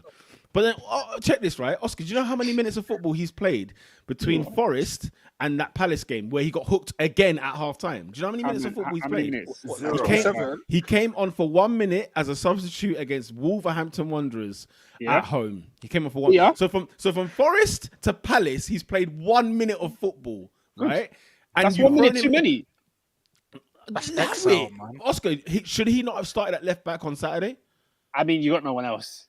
Should he have started at left back on Saturday? Oh, wait. Yeah, you should because you're mid. Because hear this to me. You want to talk about suicide, right? We have Partey out. He's injured. He's done, right? And then you move the other midfielder you have to left back. Yeah, I mean, look. What is going on? Pete, there's been a lot of comments about this situation where Mikel Arteta just. I don't like the fact that he's absolutely killing players. His man management is awful. It's awful, bro. He's killing players. It's not good. He's killing them. And the thing is, he's killed Tavares. The fact that Tavares did not play on Saturday, he's killed him. Why? What is your problem? Because no, he's not garbage. Remember when he was starting at the start of the season and people were asking, should we bring Tierney back into the side? Then he went to Anfield. He went to Anfield and learned a very harsh lesson at Anfield, right? And we got pumped action 4-0. Cool. He got beat. We lost 4-0. Cool. All right, cool. Hey guys, breaking news from Di Marzio. Kylian Mbappe has agreed a verbal agreement with Real Madrid for 5 years, 100 million euros signing bonus, 50 million euros annual salary. Football's Peter. What is football? It's a word beginning with B. bent What, than a with Real Madrid? £9 note. Real Bent Madrid, than a yeah? fiddler's elbow. What other ones do you want? Bent like this, the top of, look at this. You see this? You see how bent this is? Have you seen how bent this is? It's freaking I mean, bent. it's pretty curved to me. If I'm being honest. Football's I a don't give farce. it. Listen. If you're standing but your hands are also touching the ground, that's how bent football is. Okay. Flipping hell! What is football? I mean, I can't watch it anymore. That's how I feel about it. I can't watch United in full. That's it. But that's not The sad thing is, you're not watching it because of performance. Have you seen what Yeah. I've watched in the last few years? I mean, anyway, but yeah, no, I'm just like, his management of Nuno is unacceptable. The management of Pepe, people like Andy and Ketsia. Hold on, did SW6 call him Starling? Yeah. Full on. Ernest, next week's SW6, you're a G. Next week, I'm going to bring up quotes, both from Starling and Mikel Arteta. I'm going to ask you guys, who do you think this is? I want to see if you get it right. I want to see if you get it right. You don't think I'm capping. Okay. Hold on. I'm going to get quotes. Starling or Mikel Arteta? That will be the question on the game. Hey, hold on. Whoa. Hey, question. Who's Starling? Hold on. Oh, Google. Who's Starling? Who's Starling? Well, I think David, Brendan. David, To be fair, David, I- you oh, have to Hey, have David, it. David, I'm David, I think of like I've googled. Yeah, is it looking mad, bro? Of course, no, it's mad. That's a man. This is a mad. This is a mad That's comparison. history still. Yeah, That no, is history. it's a Peter comparison. Yes, it's mad. Yeah, it's Yes, it's mad. Brendan Rodgers, David Brent, Starling, Mikel Arteta. Throw them all in the pot and mix it up. You know what I'm saying? You're not seeing the difference. You're not seeing the freaking difference. Starling or Mikel. That's crazy. That will be on the question next week. Lola says, but guess what? Nuno is a left back. Arteta brought him to play him in the way that suits him. Don't let him defend. Let him be an added attacker. Play it in a way to suit the players you have when you are liked. When he's played well in the home games when he's been at left back. When we've gone away, obviously we've got torn a new one time and time again, and it requires more defending, right? This is probably more to Lola's point. And the thing is, like, listen, you lost Thomas Partey. The last thing you need to do as Arsenal Football Club is lose Granit Xhaka at the same time. And then leave poor Sambi, and I'm calling him poor Sambi because he was there with Odegaard and Smith Rowe. What was he meant to do? I like What was he Sambi, meant man. to You lot have do? done him dirty this year on so many occasions. And I like, man. that's what I'm saying. I like Man was Sambi. on his own at Anfield, just trying to run the midfield by himself. Oscar, do you remember at the City Ground? Do you remember at the City Ground in Nottingham Forest? Him and Charlie Patino. Oh You my got him next to God. Charlie Panini. Charlie You lot are Panini. Charlie Panini. graceful. We Listen, haven't seen Oscar- Charlie Panini since. How can we? And by the way, did you see our bench? No, it says there's Did you- no poor Sambi. Yes, there's poor Sambi. Yes, there is. He There hasn't is. played with anyone. He's had nothing. And the What thing is is, this? I don't know if you lot saw our bench. David, who's a Gongbo, right? Who's Miguel Aziz, yeah, Omari Hutchinson. What are they doing in our squad for a Premier League football match? I told you. And it's the fact that we lost. Look, Oscar, why is Ainsley Maitland-Niles playing in Bodo Glimt this week? Why? Why is he playing against them this week? Because Tammy Abraham needs to win the Europa Conference. No, but League. why is Ainsley Maitland-Niles even there? Why is he there? Why is Matteo Guendouzi? Mourinho's got that thing on the bag. Listen, Well, why is he doesn't. Matteo? They're 2-1 down. So he Why needs to put his why finger is out. Guendouzi- I'm Guys, stop talking about freaking Roman and I don't know. Mourinho. Hey, this is the Arsenal segment, Robin. Let's hold this for a minute. Hold the European talk for a minute. You love Mourinho, don't you? Oh, You love Mourinho. yeah, but when not over the Arsenal, let's be very, very clear.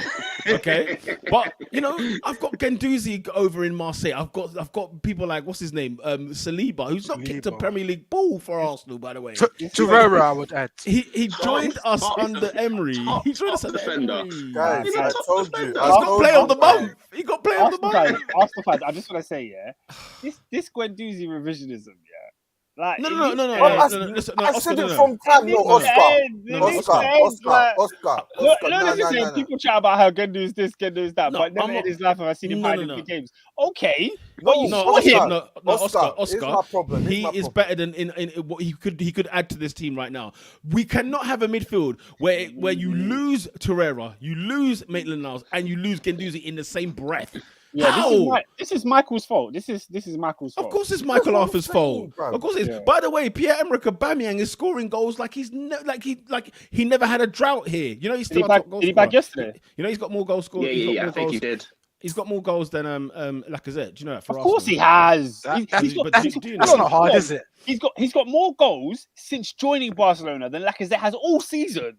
Oscar. That's not These hard at all. non-negotiables, yeah. So we're gonna throw Pepe under all the buses we can find. We're gonna throw Aubameyang under the bus. We're gonna throw anyone and everything. Nuno Tavares has hit a truck, but I'm seeing Lacazette starting as captain for Arsenal, week in, week out. Where's Pepe? Lula's been talking about Lacazette for a hot Eddie minute Nketiah still. comes on ahead of. Honestly, why are all the players that leave Arsenal better when they switch teams? Because Brendan, you know what? They're good players. That's The good why. players in a poor system because they have a poor No. manager. Oh, thank you very much. I'm glad you cleared that one up. I told you, Arteta needs to get out, bruv. He can't manage it, bruv. I told Here's the man thing, from though. But time. here's the thing. Tottenham are having a good streak. They're having a good streak right now. But don't worry, their turn is coming. Yeah, The thing is, yeah. The That's thing why, is as well. that's why I said the top four race is not over. It's not And over. even the until- Spurs are in it right now. You know when they say was till like, the "Yeah, fat there's still lady turns." sings? I'm saying the final whistle on the 3rd of May is when you will know who is in the top four, because I'm telling you, Tottenham are looking okay. They're looking okay. They're not brilliant, guys. Let's not overhype them, right? But Jesus, the droughts, the thing is, every time Arsenal lose games, right? I said this in the group chat, we cannot recover straight away. We're going through 1, 2, malaise matches, and then we get going again. So Southampton away, Chelsea, thanks for softening them up for us, but at the same time, they might come out with a vengeance. It would be Arsenal to lose to Southampton on the weekend, won't it? It would be Arsenal. I'm hoping for a Ward-Prowse classic free kick. Yo, I can hear Man that. said he's It's- Damien. I hate A Laka Ward-Prowse with all my classic. heart. As for a footballer, he's the son of the devil. Good grief. Hey, it's Nice. Easter No, do Sunday, you know what, though? Do you know what? He's the worst striker in the Premier League. That's the truth No, of the he's matter. not. No, he's not. Okay, Ernest, I'm going to go to You know some what? statistics. It's going to be hard to find worse. I'm gonna go to some statistics. So obviously, Mo Danny Salah. Welbeck plays in the Premier League. Do you want to know how many goals Danny Welbeck's got? I like This that. season? I like that you brought Yeah, that up. Welbeck's goal to game is definitely better than What, than- 5?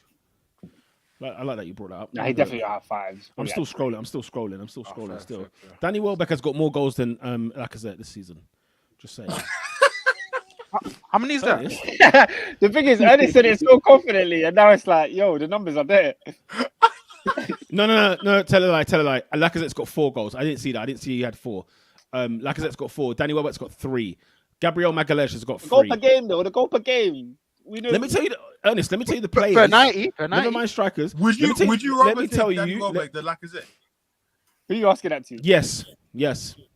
That's true. No, I would. I would Ernest, because I no. remember what he was like when he was at Arsenal. Yeah, I would. Ernest, bruv. Lacazette David. is no goal threat, blood. David. He's No, David. I know that. Bro, Ernest, watching Ernest. Lacazette live, yeah? Ernest, No, can I name no, the no, players? No. I need to You're name the talking- players who've You're got more talking to goals. the whistleblower right here.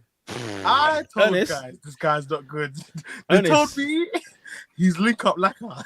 Ernest, I don't want to hear that. That's not what I want my striker to do. I don't want to hear nothing about link up. Do you know what I want my striker to do? To be a gangster in front of goal and a murderer. Hey, Just Arsenal kill. fans are moving like Chelsea fans. When they Ernest. found out Timo Werner couldn't score. Ernest. So they started Ernest. talking about off the ball playing. Ernest. No, they said Ernest. he's runs. Can He wasn't I, touching the ball. guys? No, he's a footballer, and I was talking about off the ball. Oh, I couldn't believe it. Ooh, right. Number 9. Ernest. Number Ernest. 9. Do you remember the Guys. Champions League final? Guys. They said Werner's run. Ernest. Make Kai Havertz's goal. Ernest. Guys, Oh my goodness. guys, Is it Subway Surfer? We're Guys. talking about a man's running ability. guys. When did Adrian. When did Philip Coutinho join Aston Villa? January 20. Yeah, he has the same Premier League goals as Alexandre Lacazette. Okay, I'm gonna name you some players. I'm gonna name you some players this season who's got more goals. No. You should do higher. Was it higher or over? Lower. Okay, higher or over? Yeah, shall I do higher or over? Chris Wood. Chris Wood. Higher. Yo and Wissa. Who is that? He's the one that's got that bean head at Brentford. He's got a bean. Nah, he's got a bean. It's a ripe bean. You know, like that is a villager from Uganda, straight up and down. That is a don I've seen on Kampala Road, bruv. Kampala High Road. Don't play games with me. Outside the embassy. Oscar, over. Huh? What's the score? 5 goals. Yeah, he backed his Liverpool still. I remember that. Yeah, it's high. Let me move around. Defensive midfield. Defensive midfield. Fabinho. Higher. Higher. Yeah, absolutely. Ademola Lookman. Higher. He's backed a couple for Leicester. Under. How many games has he played for Leicester? I'll say level. Fair. Higher. Raw. Oscar, you're attacker. One of your best forwards at Chelsea Football Club, Reece James. Of course higher. Of course higher. Brother, guys, a man, he who shall not be named, who was formerly of Manchester United, has more goals than Alexandre Lacazette. What? Oscar, Everton, yeah? Everton.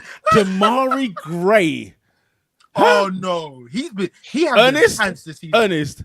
Ernest, Bad B Yuri Tillemans. Holy smokes. Let me look at another one. Who's Oh yeah, Pete. Do you know who clapped on the weekend against Man United? Anthony Gordon. More goals.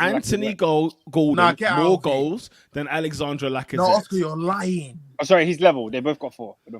I was about that. Still. Do you know what? Leandro Trossard's goal on the weekend put him above Alexandre Lacazette. Ismail Assar. Hey. I didn't know he scored a goal this season. I didn't know he scored a goal this season. Early season, it was getting bare fantasy players still. Has 5 goals this season. Yeah, can I end it? Can I say the last one? I think I know what you're going to say. This better be good because I got a good one. This better be good. Who Oscar's going to say. Oscar, this better be good because I got a good one. Mason Greenwood. I said, he who shall not be named. I literally said it. We end. Hey, Lacazette is trash. Ernest, he's the worst striker in the Premier League currently at the moment. who gets first. You know, like when a team sheet is announced and he's regularly starting, he's the worst. My head is hot. Oh, that's crazy. Joshua King has more goals than him. Pookie, King, Calvert-Lewin. What do you mean, Christian Pulisic? What do you mean, Fred? What? Pulisic and Fred have the same goals. Thomas Tuchel? Oh, come on. Guys, I need. Let's be having you. I need all these man out of here, bro. I need everyone gone, bro. They need to bounce, cuz. They need to bounce. Listen, the top four is the worst race of all time, as we mentioned before. For another season. We're having a laugh. Okay, we're having an absolute bubble. I'm worried about us going to Southampton on the weekend, and it is what it is. Like this is the manager's fault. The fact that we've sold all these players and we've not replaced, and the fact that, as Adrian said, when it hits the fan, he makes it worse. He panics and he doesn't even panic. He just doesn't do anything. And I'm also annoyed with the fact that Arsenal started playing well, like with 8 minutes to go. They started to attack. Didn't play well. They started to attack. No, but Peter, that's so frustrating. That's just football, though, isn't it? No, but they were dross all game. They were dross for like 80 minutes. Dross.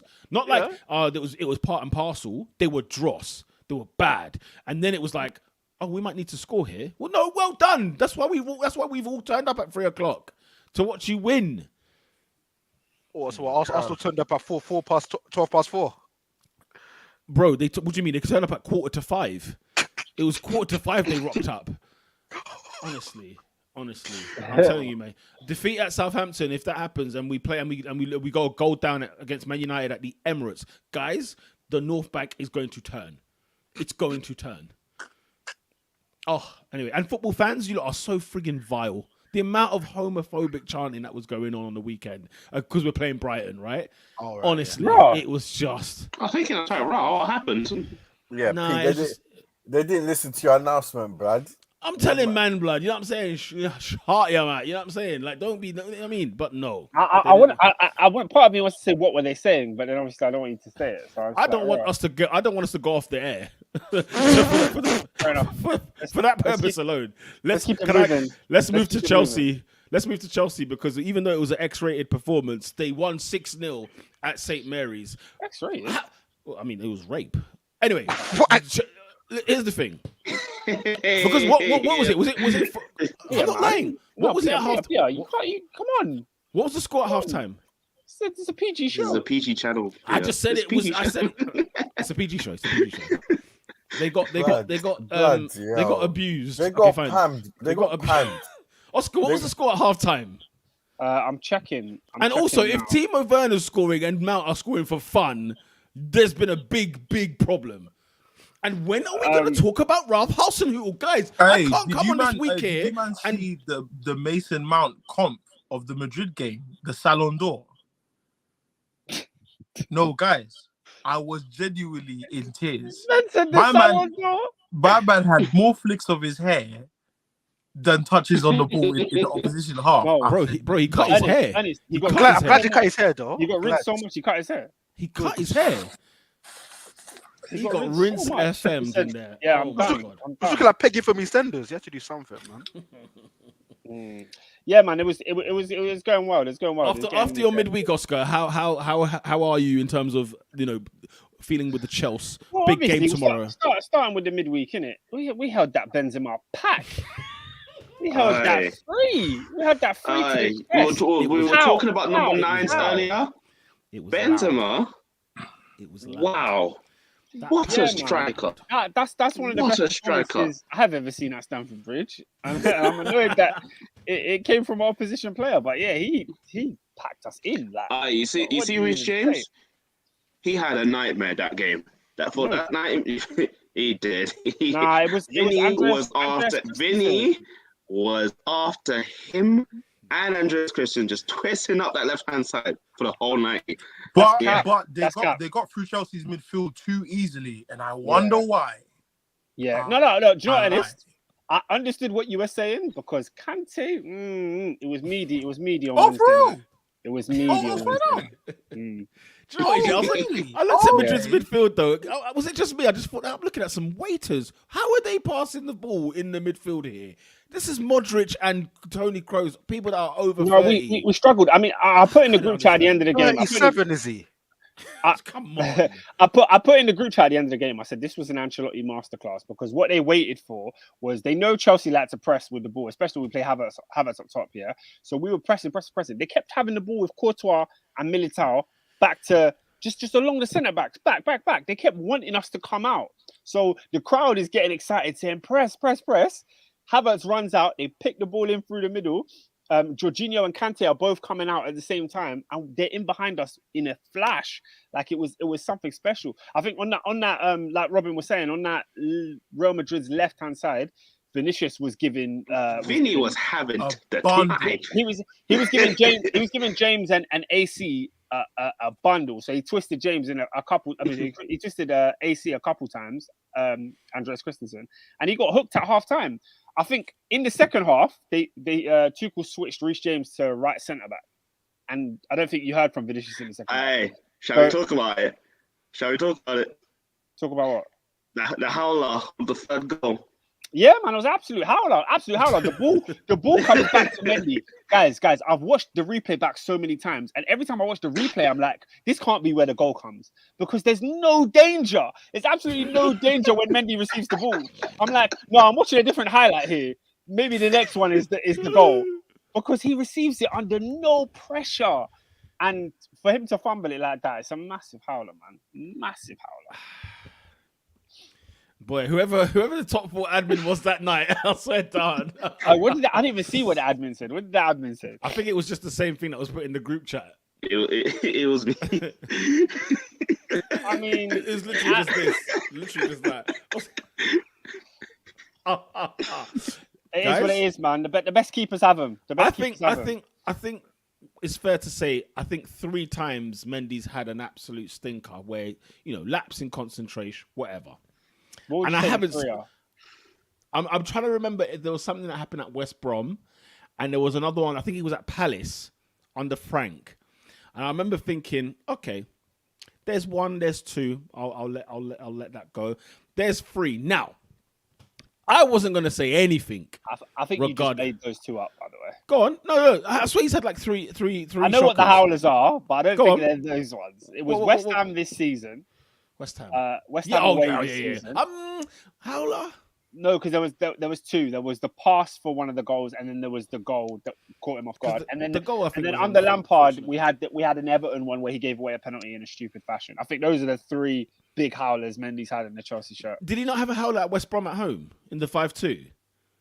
No, that was it was Jorginho had a howler. Reece James is at fault for one of the goals. None of those was Mendy's fault. Okay, so he had however many howlers. Now, Oscar, I just want to say this.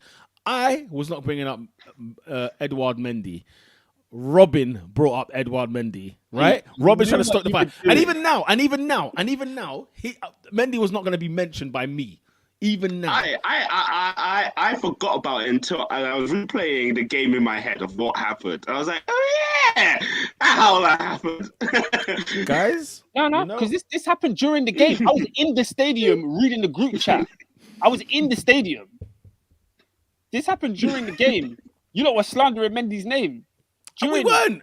I wasn't slandering his name. I just said what happened when it came to certain type of goalkeepers and they make the mistake in the howler, and I said, look, I don't trust them. I don't trust them. And this is before Mendy came, by the way. Yeah, this is before Mendy came. No, we said that about Mendy. This is about Mendy. No, it wasn't. Because the 28-year-old, the signing of Mendy prompted the conversation.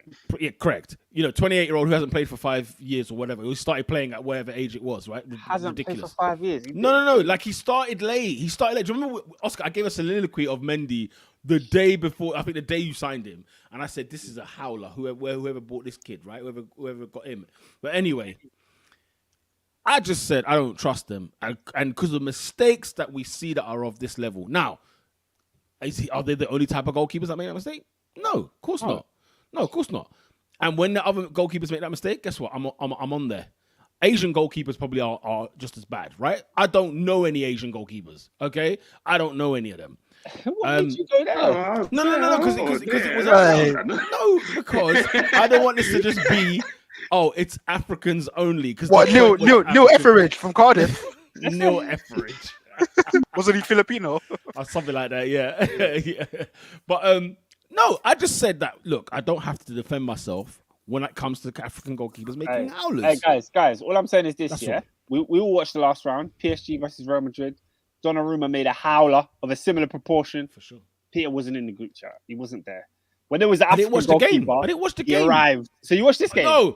No, I didn't watch the game. Right, this is what I'm trying to say. But you're just talking. No, so I watched it after. Obviously, I see the highlights of games. I do watch the highlights. There we go. If it's needed, Peter Barnes incoming. Here we go. No, I'm just saying. All I said in the group chat was I don't need to say anything to defend myself. I think in the last year or plus, Mendy's more than justified his place to be amongst some of the top goalkeepers in the world, regardless of race or heritage. No, of course, or anything like that. He's one of the good goalkeepers. We're mixing two things. I think you even said that Mendy is kind of overrated by some fans, right? Which might be. Last week, Ross Backendo said Mendy's overrated, and I said when people put him in the top bracket, up there, better than Alisson, I'm like, well, and by the way, don't you think I've been fair on Mendy in the sense that when he's had the other 2 howlers that you've recalled, I didn't say a word. I didn't say a word. And this time, can I be clear? Can I be clear? I did not say a word this time. Yes, you did. Blame You Robin. Robin spoke about African goalkeepers, and you quoted it saying, "I don't have to say nothing. You know what I mean," kind of thing. Something cryptic like that. No. It was Mendy. No. In the group chat, I just said I don't have to defend myself. Then basically what I said. No. In on the tweet, I think I put Frank Lampard. I think I put a gif of Frank Lampard. Add Frank to this situation. But anyway, so for those that understand, I tweeted somewhere. Peter is looking at Mendy like because I know I was like immediately I knew what he was going to do. Outrageous. Because I was like, someone says Bar Alisson. There's not many better than him. What better than Mendy? In the league. I mean, I would buy Edison over him. I would buy Edison over him. Edison. Do you know what I mean? You see what Edison did the other day? What did he do? What did he do yesterday? Hey, he nearly cost City still. He's done it for the pro. He's just not watching football. He's just talking about it. Bro, like you Edison nearly cost City the game. He was doing stupid. I can't lie. He was very stupid. And how do listen. I by the way, coming from Oscar, who when Leno does a sneeze, he's on him like a rash. So I'm just he's not trash, Oscar. See, trash. I didn't even say Edward is bad. I didn't say anything like that. No, but I didn't say anything of that ilk. You're now saying Leno's trash. Yeah, if your opinion is that Mendy was trash, I would have no issue with that. I would disagree. You would not have any issue with that. Hold on. I would disagree, but it would be your opinion. It's when you say African goalkeepers that was the issue I took. Before when he signed for Chelsea, Oscar, come on. You didn't know him. No, but I'm saying before when you signed him and you hadn't seen him play for Chelsea, and I said I don't trust African goalkeepers. What was so outlandish about it? Have you seen them? Did you watch the AFCON? Okay. If you don't see what's outlandish about that, then I got nothing to say. Listen, of course I generalized it, and of course I'm bringing in with the banter and everything else, right? But what I'm saying to you is that in fact, this year's AFCON, we died laughing at the various things that took place. You know what I'm saying? And none of it was shocking. Yeah, that's what was funny about it all. This is there's a standard of African football where the bottom level is very, very low. There's a low floor. But when you look at the top level, you've got elite players like Sadio Mane, like Thomas Partey, like Mo Salah. You know what I mean? That are playing at the highest level around the world. But none of them are goalkeepers. Don't worry, Ernest. No, Edward Mendy is the one, though. Edward Mendy is the one. But the statement was made when he hadn't touched a ball for Chelsea. And my point is, he proved you wrong. So you can't come here on Real Madrid Day and be like, "See, I was right." No, but you said the issue you had was that he said African goalkeepers. Yeah. So and how Edward doesn't change. Doesn't you know that are good, bro? That doesn't make sense. That's not the point I'm making. I don't know many. I don't know many. Please answer the question. I said I don't know many. But if you don't know many, that doesn't change the point. Do you know a few? No. Can you name a few? No, because the issue is that we laugh at the generalizations that we're comfortable with. No, that doesn't make we sense, do. Ernest. Yes, we do. That doesn't make sense. I don't know, but I don't know. Ernest Corbin in the streets, baby. Hold on. I don't know any world-class Croatian strikers. But if somebody comes up and they're banging in goals and they're Croatian, am I going to say? But the stereotypes of African footballers far outweigh the stereotypes of Croatian footballers. Exactly, and we need to eradicate that. Like that's garbage. Wait. What do you mean? Why is it okay to say that Brazilian footballers are good? I mean, what? Well, because it's praise. Why is it acceptable to generalize when Brazilian footballers are good? Well, that's a positive praise that you're giving, so no one's going to complain about that. But the problem is, if you don't see enough evidence of something, it's not slander. It's evidence. I just gave you the same example of saying, bro, if a Croatian striker is bad enough to leave, and I said to you, yo, I ain't trusted him because he's Croatian. No one would say such a thing. I didn't say one nation, though. I didn't even say one nation. But we say about English footballers all the time. Yeah, and I think that's silly. But it's true. No, there's some English players that are ballers, and there's some that are dead. Okay, cool. In the majority of English players we've seen in the years we've watched Premier League football, how many English footballers, in terms of the fractions, not the outliers, who are the David Beckhams and the Paul Scholes, how many English footballers are above average that you've watched? Not the players you like. Wait, do you want a number? Off the top of your head. Off the top of your head. How many English footballers are just a above fraction. average? Yeah, I'd say about 70, 80 in the Premier League era. Percent. Percent. Percent. This guy. How many percent of the time are above average? So when you in your years of watching English Oscar football shuffling. players, I'm trying to figure out the question here. in your time of watching English football, yeah. Yeah, that's a lot. What's the percentage? What's the percentage of above average English footballers you've seen? The percentage against what? Against Overall. against So- average and below average. Above or below.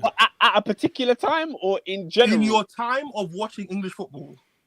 I'd say like Because if I ask you this question about Brazilian footballers, you'll say the majority that you've watched are above average. No, I wouldn't. That's what you say. All right, cool. No, I wouldn't. All right. But, All right. but when it comes to England, I would say like okay, 20%. Are above average.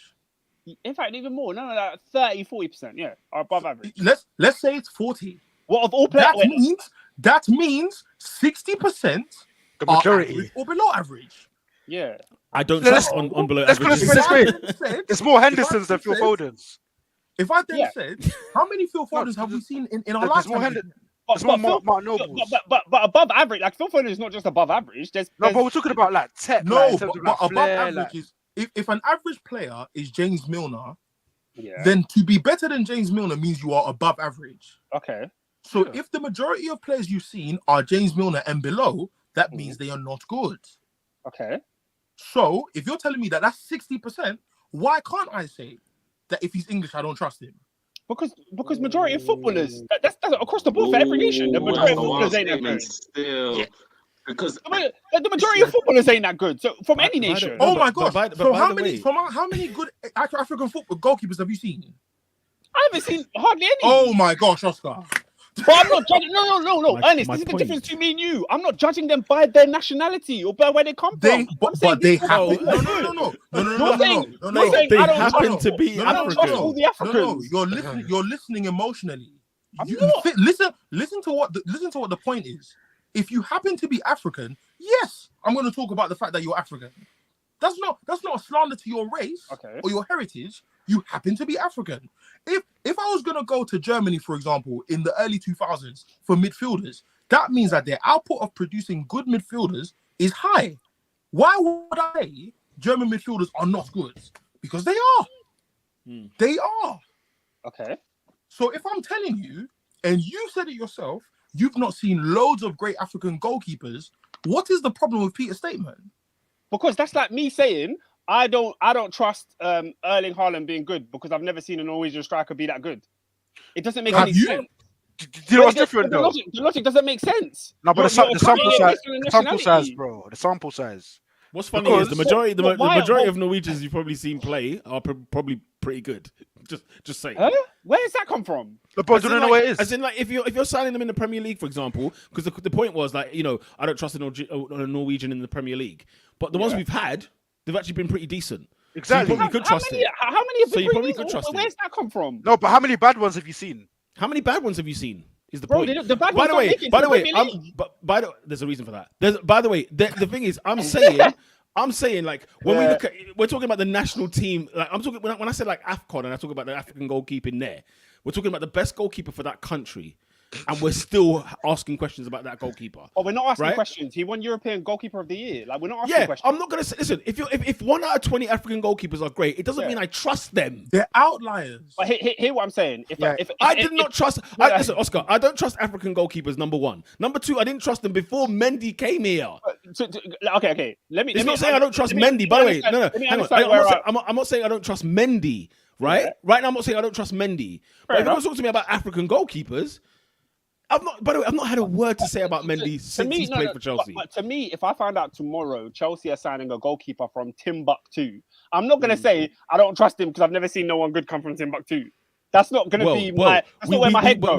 We Are talk you about gonna Premier have League questions? experience. You feel more assured if it's Italian though. I had You feel more questions assured if it's about Italian. Mendy because when I saw his comp, I was like, this guy's comp ain't that good. So I had questions about Mendy based on what I've seen, not based on where he came from. Yes, but what I'm saying is, but you would ask because we even say things doesn't like disprove the sentiment. Huh? The assessment does not disprove the sentiment. African goalkeepers, by and large, have not been good over the years.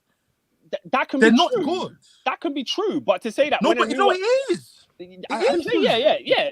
I'm saying it's true, but like when a new one comes in, to say that I'm not gonna trust him. new. He's 28. He was Hold on, 28 when he hold was signing for on. Chelsea. What I'm saying is new, as in new coming to the league. To say that I don't trust him because of where he comes from is wild. No, it's not because of where he comes from. Is that the majority of the? No, it's not because of what you're saying. That what Peter's gone to Senegal and he hates Senegal, so anything out of Senegal is bad. He said I don't trust. He said I don't trust African goalkeepers. Oscar's point is valid because it's what it sounded like from when at the start when Peter said he didn't trust African goalkeepers. It sounded like because he's African, I'm not going to trust him just for that. But we shouldn't listen to things because of what they sound like. That's what it sounds like. It's not about what he sounds like. No, but hang on. Have Manchester United bought I'm an trying to African say goalkeeper? that's the reason why you're saying wait. just because he's African. That's Have Man United bought an African goalkeeper? goalkeeper? Have Man United bought an African goalkeeper? No, I don't think they have. I think Liverpool have got one, or I've had two. Have Chris Chelsea? Grobler. Yeah, Grobler, Oh. obviously. The other one, Charles flipping it, Etanji. Do you remember him? He was laughing. He was laughing at the Hillsborough Memorial. He's a freaking clown. Oh, Raw. listen, I want my people to do well. I do, but when they perform, I can praise. Yeah. Simple as that. Has Mendy outperformed your expectations since coming? Oh, definitely, for sure. Yeah, For sure he has. mine. Oscar, bear this in mind, yeah? Imagine what I think about African goalkeepers. Think of the best ones, right, that we've had, right? And then Mendy comes out of the wood. Like we're talking about, he was playing for Rennes, for crying out loud. Nobody knew what was going on. 28 years old. So how have I not heard of you and you're 28, right? Now, the only thing that you could probably say, if there was a Chelsea fan out there that thought, no, I think we might be onto something here, is because Czech vouched for him. Now, if I'm going to listen to a goalkeeper, you listen to Petr Cech, right? Yeah, who came from Rennes, by the yeah. way, who's also a Rennes goalkeeper, by the way. But we watched the AFCON together, and we laughed about many things, right? And my issue is that it's acceptable to laugh.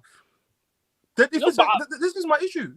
Like, let's not whether it's the camera, whether it's the cameraman, whether it's the pitch. We don't know what when we call someone AFCON. Let's not pretend like we don't know what that means. But I've already explained why that is though, because the discrepancy of talent between the top level at AFCON and the bottom level is way higher than what we see at the Euros or the World Cup. Wait there, no. But it doesn't disprove that it's not true. It doesn't disprove it. Discrepancy or not, facts are facts. African footballers have a lot to learn. It's true. No, but that doesn't mean that you wouldn't trust any player. I can have an opinion not to trust. I mean, you can. Listen, Oscar, you can do whatever you like, but I'm going to tell you how I feel about it. It's exactly what I did. But here's the thing. When you're a team that wants to fight for the league titles and blah, blah, you want to get the best in class in your positioning, right? And you know me, I'm heavily critical of the big teams when they go subpar for certain players, right? Because what are you doing trying to, Harry Maguire, what are you doing trying to sign him? Now, if you tell me, do I trust English centre-halves? Guess what? I do not. Have you seen the plethora of English centre-halves we've had in the last 10 years? There are no Tony Adams, there are no Rio Ferdinands, there are no, the list goes on, John Terry's and so on. But this plethora of them, you could easily say, like when you're about to sign a striker, you might the questions you might say is, but he's not Premier League proven. One of them is Premier League ready, whereas the other one isn't. So you have some doubts. It's not a criticism of the nation. It's not. There's a reason why we don't go to Asia for the large majority of our talent pool. There's a reason. Okay. There's a huge reason. Yeah, but that can be because the base level of Asian footballers is not that high. That doesn't mean when an Asian player comes through, my point is you're looking for a because he's Asian. But my point why is it called exile? What are we doing? Why are we making them bigger words than they are? They're not good. No, but the general cannot be good. But to say that the one is not good because he's from that place is the issue I had. Wait, what? Chelsea were after a goalkeeper because you had Kepa. Let's remember that for a start. Yeah. They went into the market. Chelsea Football Club went into the market to look for a goalkeeper, and they brought out Edouard Mendy. Stepped to the table. I couldn't believe what I was seeing. I said, what are they doing trying to go for this player? We're talking about his quality here. But it's that. But okay. You know what I'm saying? To go back to your point here, we can say, the general standard of Asian football or footballers that grow up in Asia is not that high. So the pool of players is never really going to be of you're not going to find many world class players that come by it. But if Tottenham sign Son, I can't look at Son and go, he won't be any good because he came from Asia. That's just silly. That's just dumb. From what I remember, I don't know. Correct me if I'm wrong. Peter didn't say he's like Mendy's not going to be good because he's from Africa. That's not what he said. I don't trust him because he's African. I don't trust African goalkeepers. That's what he I said I don't trust African goalkeepers. Because I don't. Guess what? Because I can't count on my one hand how many good ones there are. How many good goalkeepers have you seen from Africa? I'm not talking about Oscar. By the way, Oscar. By the way, I've never seen a good winger from South Korea until I saw Son. And so, That's harsh. what would your assessment of South Korean wingers be before Son? I would say I ain't seen any good ones. Okay. All right, Corbin. All right, Corbin. That's semantic. So if Peter says there is a clear difference. Peter says, How have I been trapped? There is a clear difference between me saying I've never seen a good winger from this nation to me saying here's a winger from this nation, and you go he's not good because he comes from there. There's a clear that's not what I said. No, that's not what I said. See, no. Robin, wait there. Robin, wait there. Robin, wait there. Because words are from there. No, see, you're putting words in my mouth. That's what Oscar, I'm saying. rewind. Oscar, rewind. Is that Oscar, not what you wait said there. here? Oscar, I said I don't trust African goalkeepers. Full stop. Yeah. No. I didn't. No, wait. I didn't say I don't like Mendy because he's African. How dare you? That's not what I said. Peter, stop. That's not what I Stop. said. You didn't trust Mendy because he was African. I don't trust African We goalkeepers. were talking about Mendy. This was about when Mendy signed. There weren't no general conversation about African goalkeepers. We need to move on. I'm glad the comments are seeing what I'm seeing. I'm racist. Hold on. Let's first hold on. Now I'm racist. Okay. Oh, let's first hold on. Peter did say from opening tap he doesn't trust African. That's what I heard. There was nothing personal. It was But just. we were talking about Mendy though when he said this. He didn't say it out of the blue. No, I didn't. But Oscar, I didn't say. I did not say. By the way, I don't trust Mendy because he's African. That is what you're doing. That pod to tell us that you don't trust no African goalkeeper. Okay. So that means I don't trust Mendy because he's African. Yeah. So why That's did the you bring same up when thing? we signed Let's move on. Mendy? That's the Let's move same thing? Yes. Okay, let's move on. How are they I understand. I understand. Listen. I understand. I can't believe this. We've got to be I'm gonna go careful. find the podcast. Pull up the clip of what Peter said from his mouth, and you'll realize you should have never defended this guy. Trust me. I understand now. I understand. Find it. And if I'm wrong, I'm wrong. What I heard is what David just said. I heard understand. Peter say, "I don't trust African goalkeepers." That's what I heard. If you're because what you said is not the same thing as what he said. Let's move on because we're gonna start. This is wild. I know what that means. Okay, that's fine. I know what that means now. Will you beat Real Madrid on Tuesday night? Anything is possible, man. Anything. Is No. Okay. If I'm serious, no. But always there's that little hope. I would say I'm like You don't think? Don't you think you're a better team than Madrid? I did before this tie. I did, but You still don't? you know we played Do you know what horribly this guy against. taught me? Yeah, go on. It taught me that Don Carlo has had reminded us of what he can do when it comes to the business end of Europe. He knows what to do, man. And honestly, like we always see like, oh, it's going to be Liverpool and Man City in the final. We all predict that, but you can never count out Madrid. Never. Robin, Because they always do something silly. Robin, what have I said on this pod a few times now in the years that I've gone past, where Madrid don't look like they're anything special in the winter months, and we turn over, the clocks go forward, and I always say people like Madrid, they rise to the now. If the last two fixtures in terms of PSG and now Chelsea in the first leg haven't taught you anything yet, that when it comes to the business end, if you will, these men rise. They arrive on the day. And even if it means that, you know what, Chelsea played better, but then they just took their chances. Because I think even in the PSG game, right? Madrid had 3 shots. It was like 3 goals. It was bang. Guess what? That is part of turning up. By hook or by crook, some way, somehow. Look at these Champions Leagues that they've won. Is it 13 that we counted last time? And you got to say, like, come on. Like, you know, and what I find annoying, can I say what I am annoyed about, is the sudden awakening of Karim Benzema's praise. Like, I don't get it. Like, where have you been? Because he's okay. I know he's put up, I think, the highest numbers this year, but he's put up 20 plus for the last 10 seasons at Real Madrid. Michael Richards said, like, did he only say something about he's only become better than Kane now or something like that? This is a farcical behavior. When When you've got Ronaldo in your side and you're still scoring 25 goals for the team, excuse me.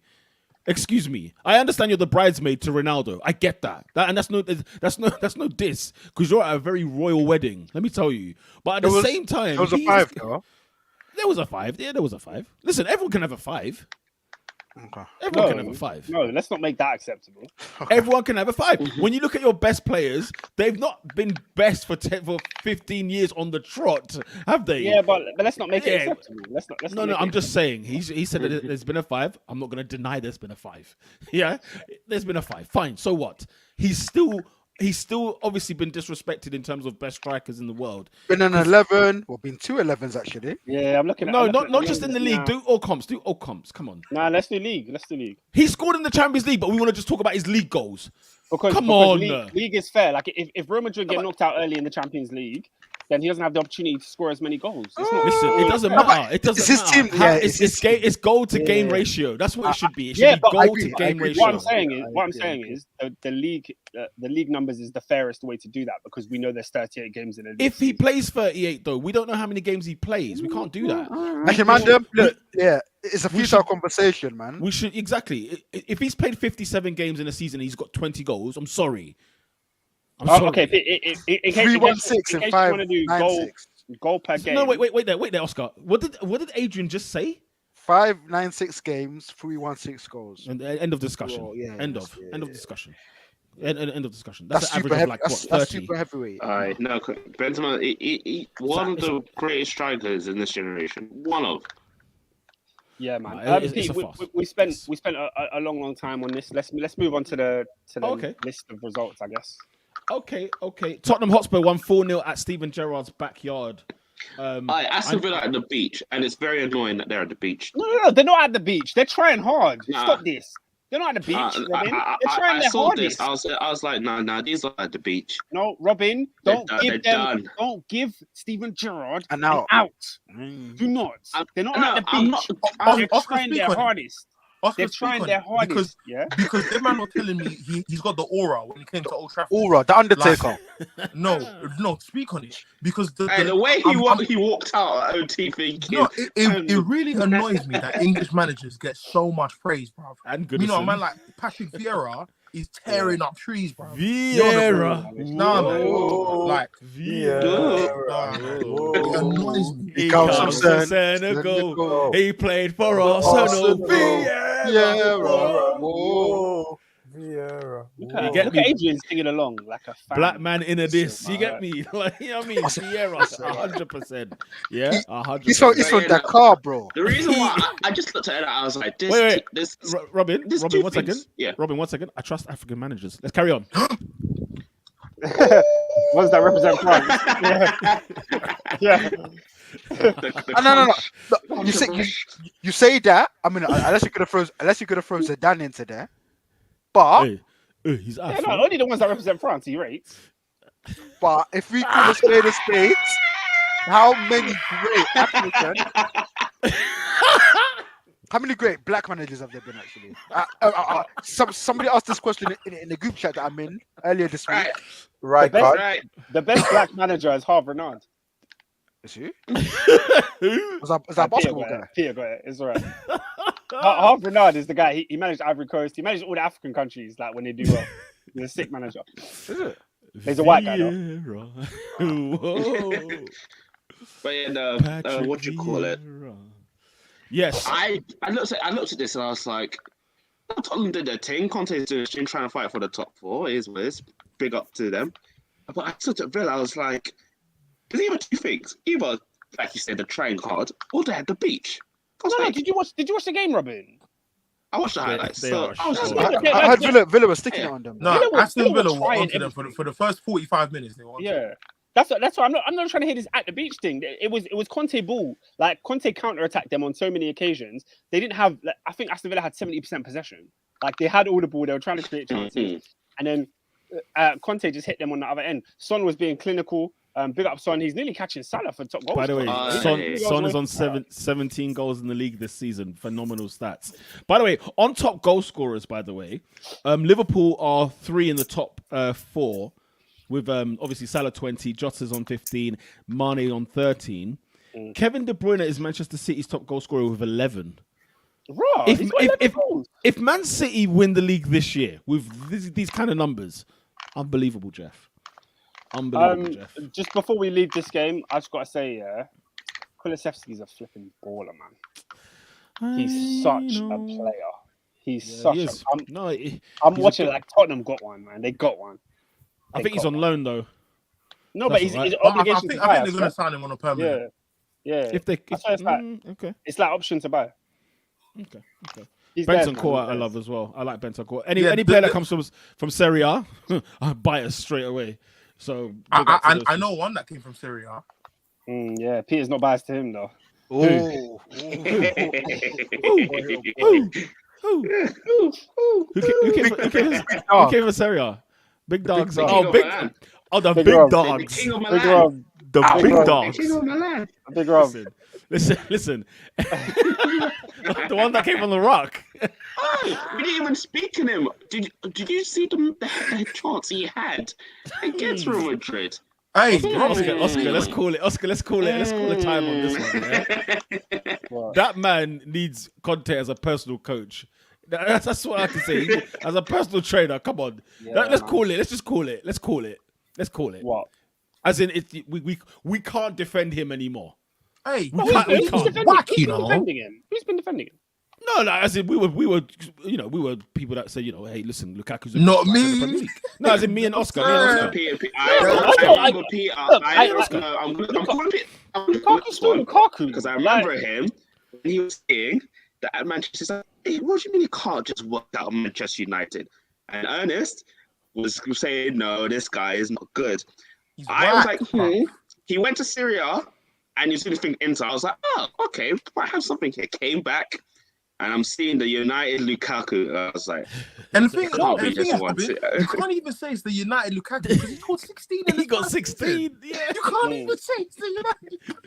Lukaku's got 5 Premier League goals this season. It's more This of is the worst version of him. It's more of a circumstance thing. Like the way It's a bit of Chelsea is at everything, the yeah, it's a bit of moment, like everything. it's not the best way to judge him as a player. But you know, Well, we're gonna do it anyway. It is what it is. Do you know what though? With Chelsea, it's like it's hit and miss in it. Like you throw pasta at the wall, if it sticks, it sticks. Like every now and again, Chelsea have a top striker, but in between the top strikers, holy smokes, it's like 1 in 4, man. we see. You know what I'm saying? Because it's Drogba to Costa, and in between that, holy smokes, Plethora. oh god, and then from Costa to the next. Because we haven't found it yet, and I thought Lukaku was the one. I thought he was. Bob says, "I told you, man, but you'd get Benzema. I fear them if we face them in the final. Chelsea season has been very disappointing. I'd agree with that. It's been very, very disappointing. Has it? Very, very disappointing. Yeah, I don't know if I agree. I don't agree with that. No, I agree. I agree. I As in, 100% agree. 100%. from a fan I perspective, agree. I I agree. thought Chelsea would be closer to Liverpool and City. Yeah, Not see, that that's- close, I say, yeah, but yeah. Your judgment's poor. That's How how- can you think they'll be close to Liverpool? Why? Wow. Peter, why honestly, shouldn't why? why shouldn't we be Because close I felt like No, because you remember what happened. Do you remember how you waxed? they done most of their business. They have a good coach. Why sh- You would expect Chelsea to do better what they've been doing now. That's just my Guys, opinion. Guys, Liverpool, we waxed lyrical at the top of the show about Liverpool. They are unbelievable. Chelsea aren't in that class. Yeah, but Pete, like there's That's just the reason, truth of the matter, isn't it? But there's a big reason as to why Chelsea have fallen off this season, and we're 9 points behind Liverpool now with the game in hand. So, But like, well, I know the numbers might not say something. Yes, Oscar. But- Oscar, but- what's the reason? No, but there's as in the injuries that we've had to players. Oh, yes. Yeah. Nah. I can't talk about injuries.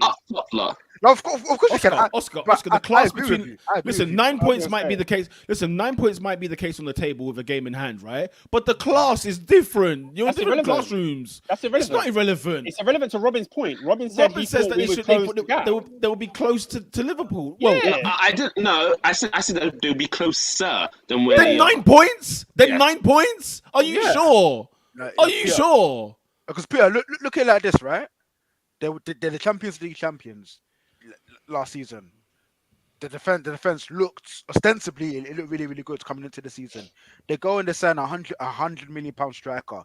In theory, you should be competing. In for theory, on It's not paper. so why is it Man? No, Listen, I- Man United for me is probably closer on that theory talk because it's not how it works in football. yeah, by the it's way, not. by the way, You're right, you can't it's just you can't just manufacture what Liverpool and Man City are doing. It takes years of grinding to get to where that is. So what I'm saying is, I'm not saying Chelsea are like a rubbish side, but this is new cycle for them. They're at the beginning of their build up, no, even but- though they but won the do you know Champions what? League. No, but you know what as well?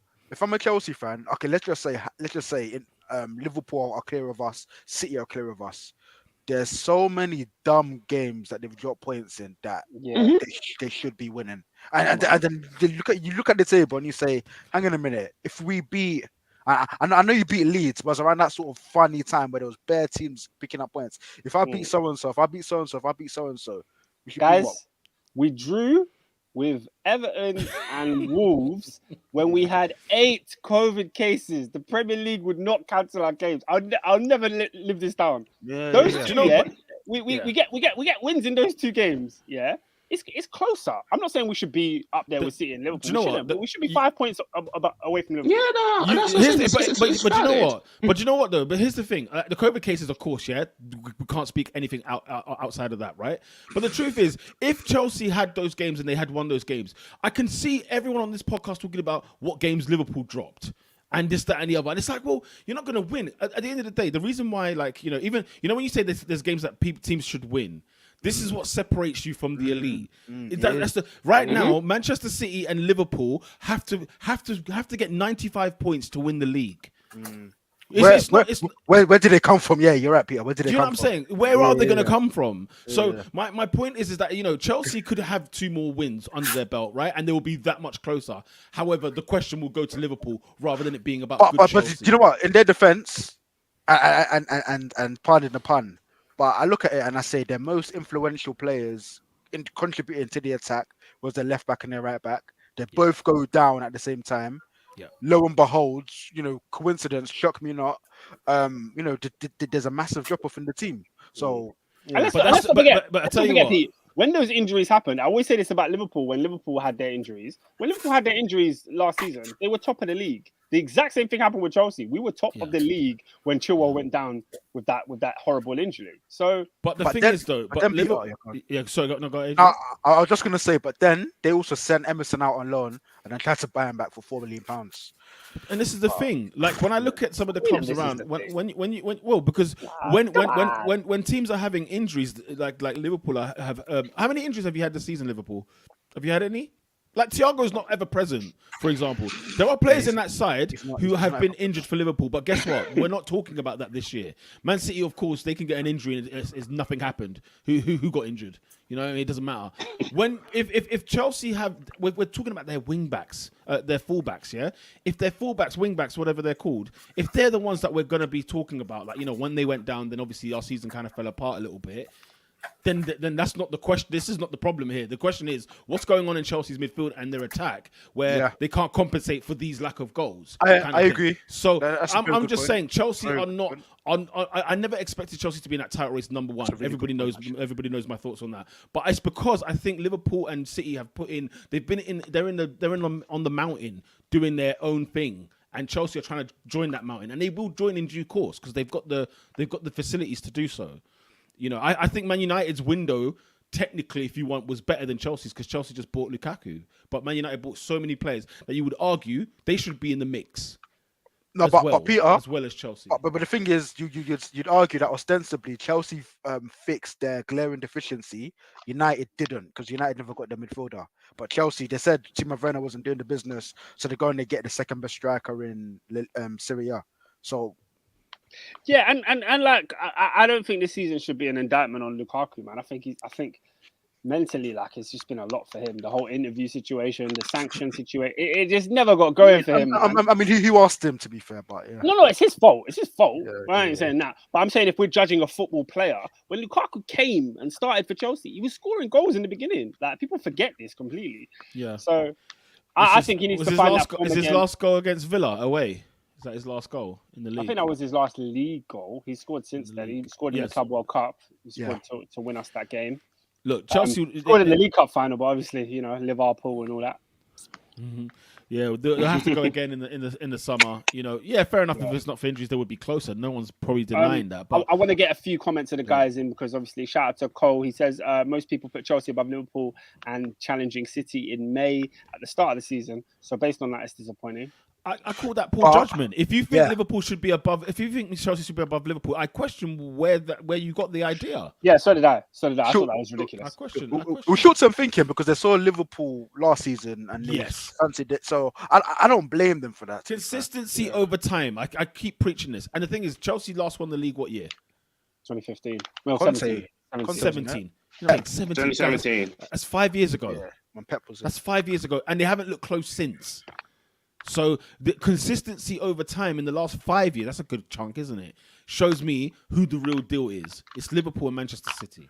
Iklas says our goal difference away from home is the highest. Our issue is our home form, I'm telling you. Yeah, man. Wow. Okay, let's go through these games, yeah? I was just going to say, imagine telling like Jose Mourinho in 2005. At home is where the problem was going to be for Chelsea Football Club. Who just said just recruit me out for the home games. Right, well, we got a big away game tomorrow. Let's hope that away form. Let's see. Brentford beat West Ham 2-0. We mentioned it briefly. Mbuemo and Ivan Toney, sharing the spoils. Who cares? Both teams at the beach. West Ham's not. Tony. West Ham they're semi there. Hey, they got Leon on Thursday. They're at the beach. What beach? What am I hearing? Where? Margate? Where the hell are they? I don't know, man. They're in the European place. I was like, they're taking a team. No, guys. A team that is 6 points off the top four. Peter, let's not lie here. It's West Ham are doing Europa League or bust. That's what they're doing right now. The only beach they're at is the friggin' Falklands. What's that beach that the old soldiers go to? Dunkirk. Normandy. I don't know. We'll find them on the beaches. Bro, they're the fun line, man. This is the side that beat Everton the week before. They beat Villa the week before that. They beat friggin' who did they play the week before that? They lost that home away to Liverpool when they should have got a result. They beat Wolves the week before that. They've won 4 in the last 6. Holy but Pete, I feel like if they do not win against Lyon, that's when they'll be at the beach. No, can't we say that when they play on a Thursday night, they struggle on the weekend game? Can't we say that? Yeah, that's fair. Not the beach. I'm saying this Thursday they have to beat Lyon. Yeah.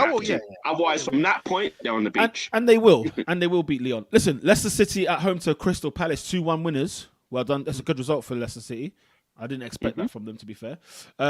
Norwich City beating Burnley 2-0. Holy smokes. Burnley, listen, you go and beat Everton, and then you go and lose the thing, and then Everton beat Man United. God, that's a horrible weekend for Burnley. Let's see what else is there. Watford 0, Leeds 3. Good grief. Shocking result at the weekend at Carrow. I mean, how shocked are you? Leeds can't be winning 3-0 and clean sheet away from home. Away from home. Come on. I mean, it's Watford. Fair dues. And Newcastle United 1, Wolverhampton Wanderers 0. Good result for Newcastle on the Friday night football. Big up to Eddie Howe. Yes, the goal of the week, ladies and gents. I'm going quickly with the Leicester City's Dewsbury Hall. First of all, I love a player wearing black boots now. It's like back in the day, everyone used to wear black boots, and then when you saw the one guy with the white boots, it looked like this guy's techie. Now the black boots for me, I'm looking at the black boot like yo. But his goal against Crystal Palace, saucy, delicious. Yeah, I didn't see it. I'm that. watching it now. Dewsbury Hall is my pick. What's your pick, guys? I like Kiernan,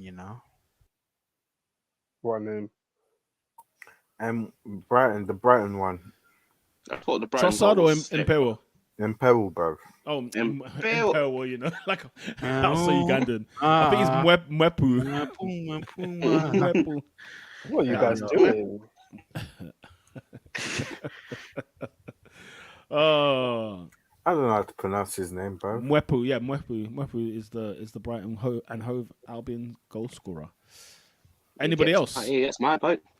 Oh, he gets your vote? Do you know what? I can't lie. I didn't see any of these goals. Stone's Okay. goal was very good, by the way. But yeah, Mwepu. Yeah, Mwepu. Let's go with Mwepu then. We're gonna go with. Oh, that's a shame. It was a good finish, though. It was a good finish. I was a big fan of Dewsbury Hall's goal. Okay, Mwepu gets the goal of the week. Who's the player of the week? Who's the player? Player. I think Mwepu was really good. He had a solid performance. I think Mason Mount was excellent. You got Mason Yeah, of Mount. course. Son That's a got shout. a hat trick. That's a very good shout. Man likes Very playing good against shout. fodder, doesn't he? So Mount, yeah, man. Two goals, 1 assist.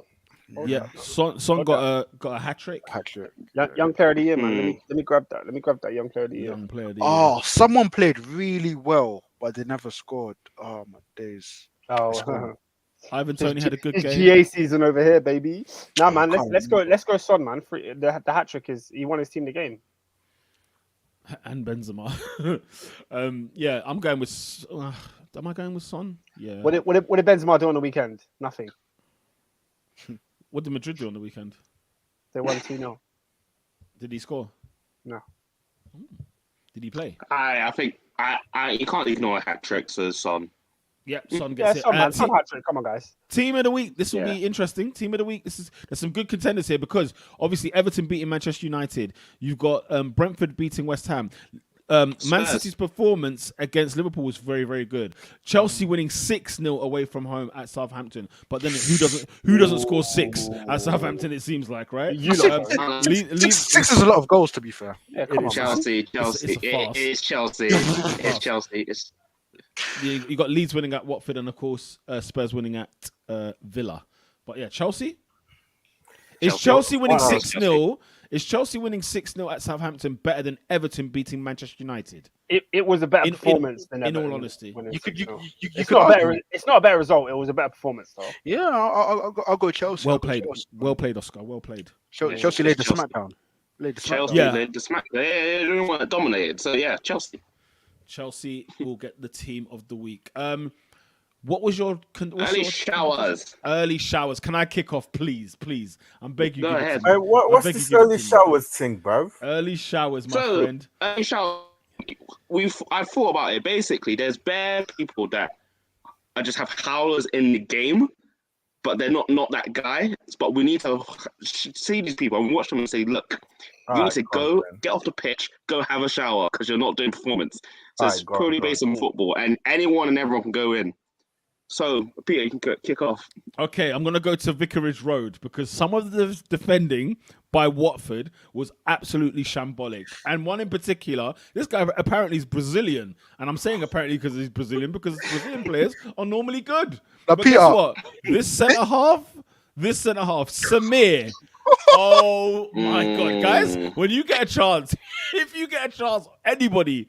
If you got match of the day, if you got any highlights on YouTube, Samir's performance alone for Watford when he did a hospital pass to Ben Foster, poor Ben Foster. I mean, it wasn't even a pass. The ball just bounces off him in the 6-yard box, and he has no control. The ball's not moving at pace. He has no control of this football whatsoever. He looked like it was me at centre half. Honestly, it was shocking. I said, who is number 22? I found out it's Samir. Samir of Brazil. You get in. Don't even leave the training ground. Stay in the training ground and shower from there, and then go home. Don't come to the games. He's a crook. It took me to the days of Holobas. That was No, Cabaselli is up there. Man didn't have his shin pads on when he was getting substituted on. Didn't have his shirt on. Didn't have his shirt ready. Couldn't find his shirt and I didn't was have his just shin questioning pads. last week. Where did Watford find these guys? Honestly, there's another one at Everton. There's one at Everton where Ancelotti had brought on a sub and one guy forgot one of his shin pads. Yes. Sidibe, you absolute disgrace. Triple Sidibe. Yeah. Oh, flipping fast But yeah, no. people. I can list pretty much the whole Manchester United team, but Bruno Fernandes, I don't know what the hell you were doing the whole 90 minutes. Aaron Wan-Bissaka, my gosh, what was that? Harry Maguire, the less said, the better. Who else did I thought? I thought until he scored, not even on a factor, yeah, Jota treaded thin line. I was like, what were you doing that game against City? I was like, what are you doing? Fabinho, not good as well. That was a very poor game from him. But there was one more. I thought, yeah, Lakonga, not at all. It's not there. Leave him alone. No, Leave him alone. No, he needed an early shower. He needed an early shower. Early shower. He was not. Why? How can he? Even midweek. How can he beat Midweek as well? Lacazette? Reece James and wait. Christensen. Both of them. Wait there. Nope. How can Lakonga beat Lacazette to the shower? What's going on? Yeah, I like to go to the shower as well. Yeah, but you didn't call him. You called for Sambi, who was hung out to dry with two number 10s in the battlefield. He moved on to the next game. I cussed him out. Lakonga is in a battlefield with Africans, against Africans with two number 10s. No, I'm saying it's. Don't do that. Robin, Don't do that. the integrity of the early shower needs to remain. It has to be for the peak poor performances. You can't. I heard that still. You can't be throwing Lakonga in there. That's not fair. I can't go to war against Mwepu and Basuma with Odegaard and Smith Rowe. Where did Casado come from? Because I remember United were linked with him. He went to Brighton. I haven't seen him since. By the way, as well, if anybody needs a left back, get Cucurella because he's good. Him and Tariq Lamptey on right back. I'll get them. Get the pair. They are bloody good. Man. They're bloody good. Anyway, carry on. Poor But Sambi. Lacazette can go in there. I was looking at Reece James and Christian midweek, and I was like, yeah, you're getting torn apart. That's a stinker. How is Reece James going in there? I'm sorry. I watched him for 45 minutes, and I saw Vinny doing samba all along the left flank. 2 hours, an hour ago, Robin said it was 90 minutes. Now it's gone down to 45. Isn't that crazy? For the first 45, I was like, yeah. Integrity, Robin, integrity. It's there. It is Sally there. Sue. Yes. Sally Sue, another one. Early shower. Oh, he needs to go in as well. He's been good this season as well. Oh, Fraser, 4-star, because some of the goalkeeping for those goals. Oh, he was on for a bet. No, he was on for a bet. Because, you know, the first little parry save, it's a bet. There's a bet on. He's passed it back to Kai Havertz, or to Timo Werner, or to Mason Mount. Yo, man, how many men are going to have showers, bro? Yeah, come on, man. It's possible. got to be 1 or 2, man. We can't have 20 man every week. No one's going to be dirty. It has to be one or two shocking performances. Honestly, I made a good shout for Samir. I'm sorry. Samir and Sally Sue, for sure. Oh, Iklas says, Peter, you mad? Foster was good. It could have been 10. You're joking. you are joking, Iklas. Oh! The man about saying Grealish for a sub appearance. That's outrageous. That's outrageous. He came off the bench. he didn't place one pass. And everyone's like, that's it. Agendas to run. Agendas have to. Agendas have to run. You lot might need the early shower yourselves, bro. Way too many, man, bro. Well, yeah. Allow Jackie boy, man. All right. But yeah, that's it, Chelsea. Now we go stop that guy. Who is not that guy this week, David? Bro, I had bears, bro. You lot and your early showers have just like bloody hell, bro. No, but it's meant to. I big up Melina. Is it Gunnar? Yeah, Melina's a Gunnar, isn't it? Yeah, man. First, top Gunnar. Specific football, specifically to football. Hey, let me get on with my thing. I got bare man, bro. This week is stacked, blood. You get one? It's Hall of Fames, yeah. No. Just man them having howlers. So Pete, we're first gonna go over to your sport, Formula One, man. Well, not Formula One, but yeah, karting, bro. Oh yes. These are the young man, bro. Just looking to have a future. In Formula Now, One. this gentleman is 15, yeah. Oh, howler. Your country is already in Howler. a mess. Your country is already in a mess. In yeah? the mud. In the mud. Yeah. You've had to go and compete, yeah, underneath Italian license, under the Italian flag. The brother goes and wins the race, yeah.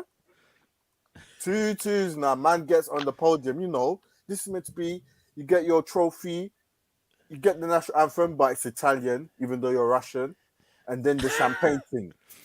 Guess 0% champagne, 0%. Guess what this gentleman does, yeah? Beats his chest and then throws up a Nazi thing, cuz. A Nazi salute, bruv. How now? Seek how. Now his team he's getting sacked by his team. He's getting sacked by his team. I don't know what the FIA are gonna do, but Artem Severenkin, whatever your name is, you're not that guy, bruv. Sort it out, bruv. Stinker. You've had a stinker, bro. That's your Formula One career done. It's not fun. There's no way you're getting into F. It's not Bro, you can't even get to F3, bro. You can't even get to F3, F2, bro. You're done now. Next one. It spun me when I realized those were real things, you know. Next one.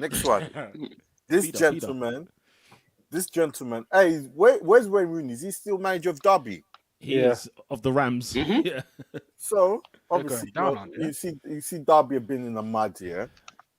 So now the owner who's potentially going to take over, some old tweets have surfaced. He's had a howler. Tweets, quote, verbatim, your man says, men categorize women in one of four ways. Mothers, virgins, sluts, or the B word. Oh, he's on a stinker. Wait. Hashtag facts only. He's on a stinker.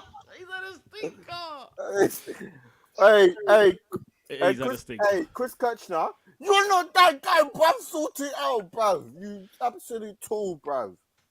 Now, who else has had a howler? Hey, Cristiano Ronaldo. Howler, stinker, you're not that guy, bruv. Why? Stinker. I can't put him in there because there's two parts of the story. He has to go in twice, Robin.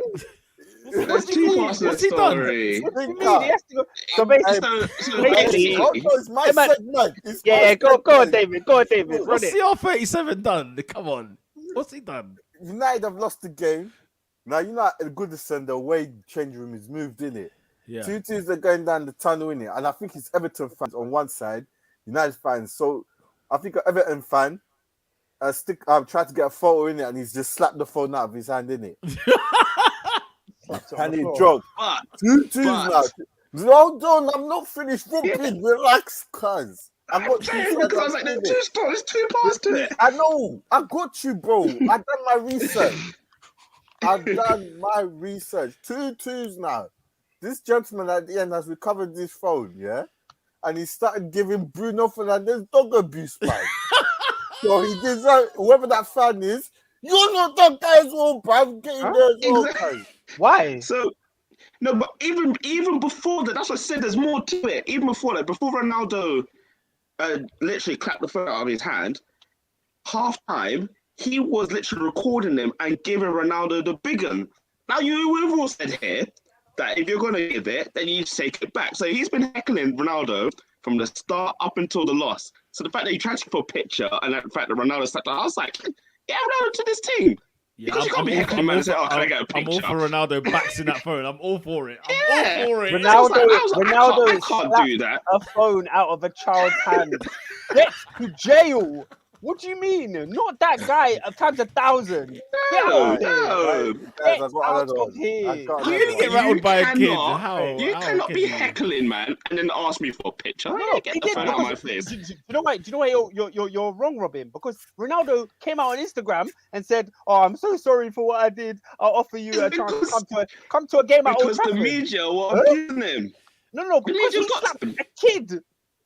Get out Yeah. of here, man. All right, This guys. guy's- I got two more. I got two more. Then we can move on. Yeah. I'm all for the backs. I can't lie. why How not, can you man? give me best stick?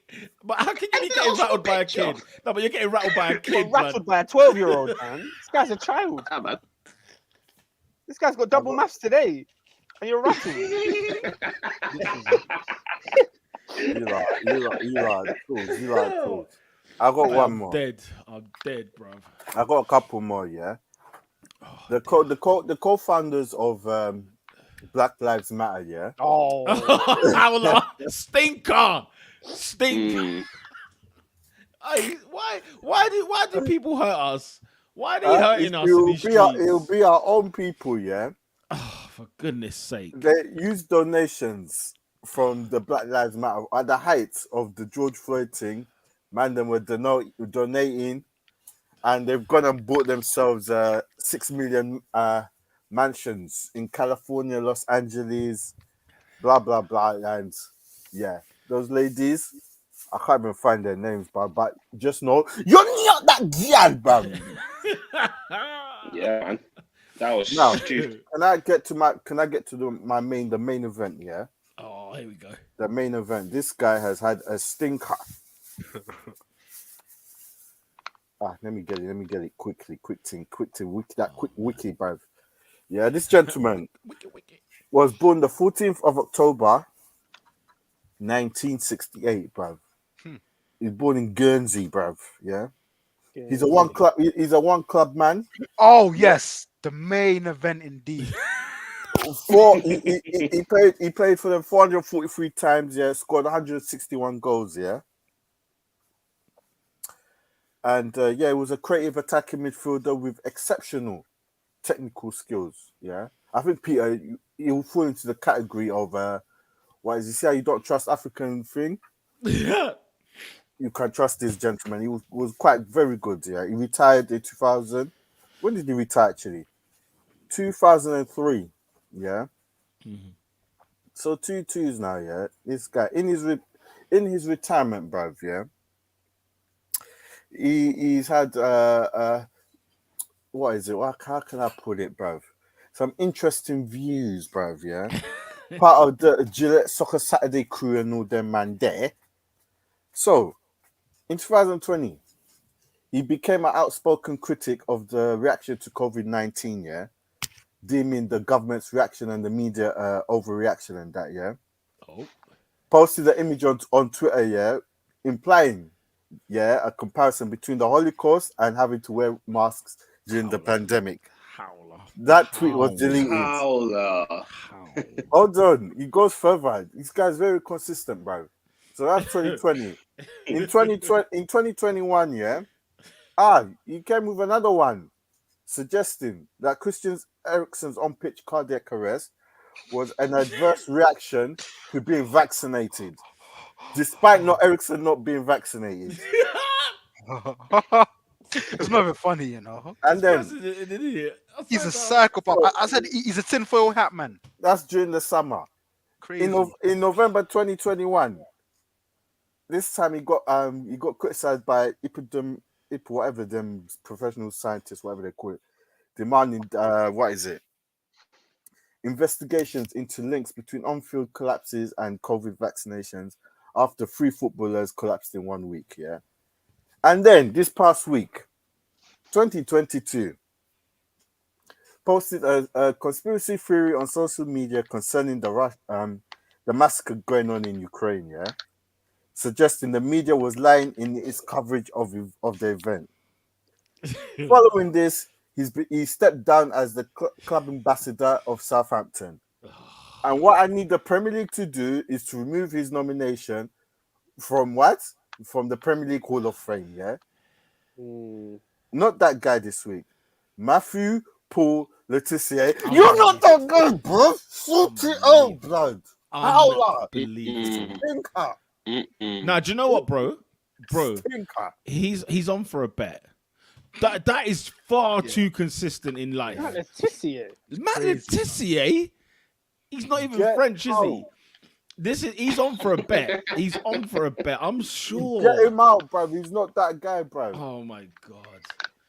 Oh my god. Before we wrap up, guys, obviously Neil Warnock has retired from football officially, and I want to give a big shout out to him because he is one of the funniest football men Funniest ever guy. that we've ever seen. And I refer to you when I do this.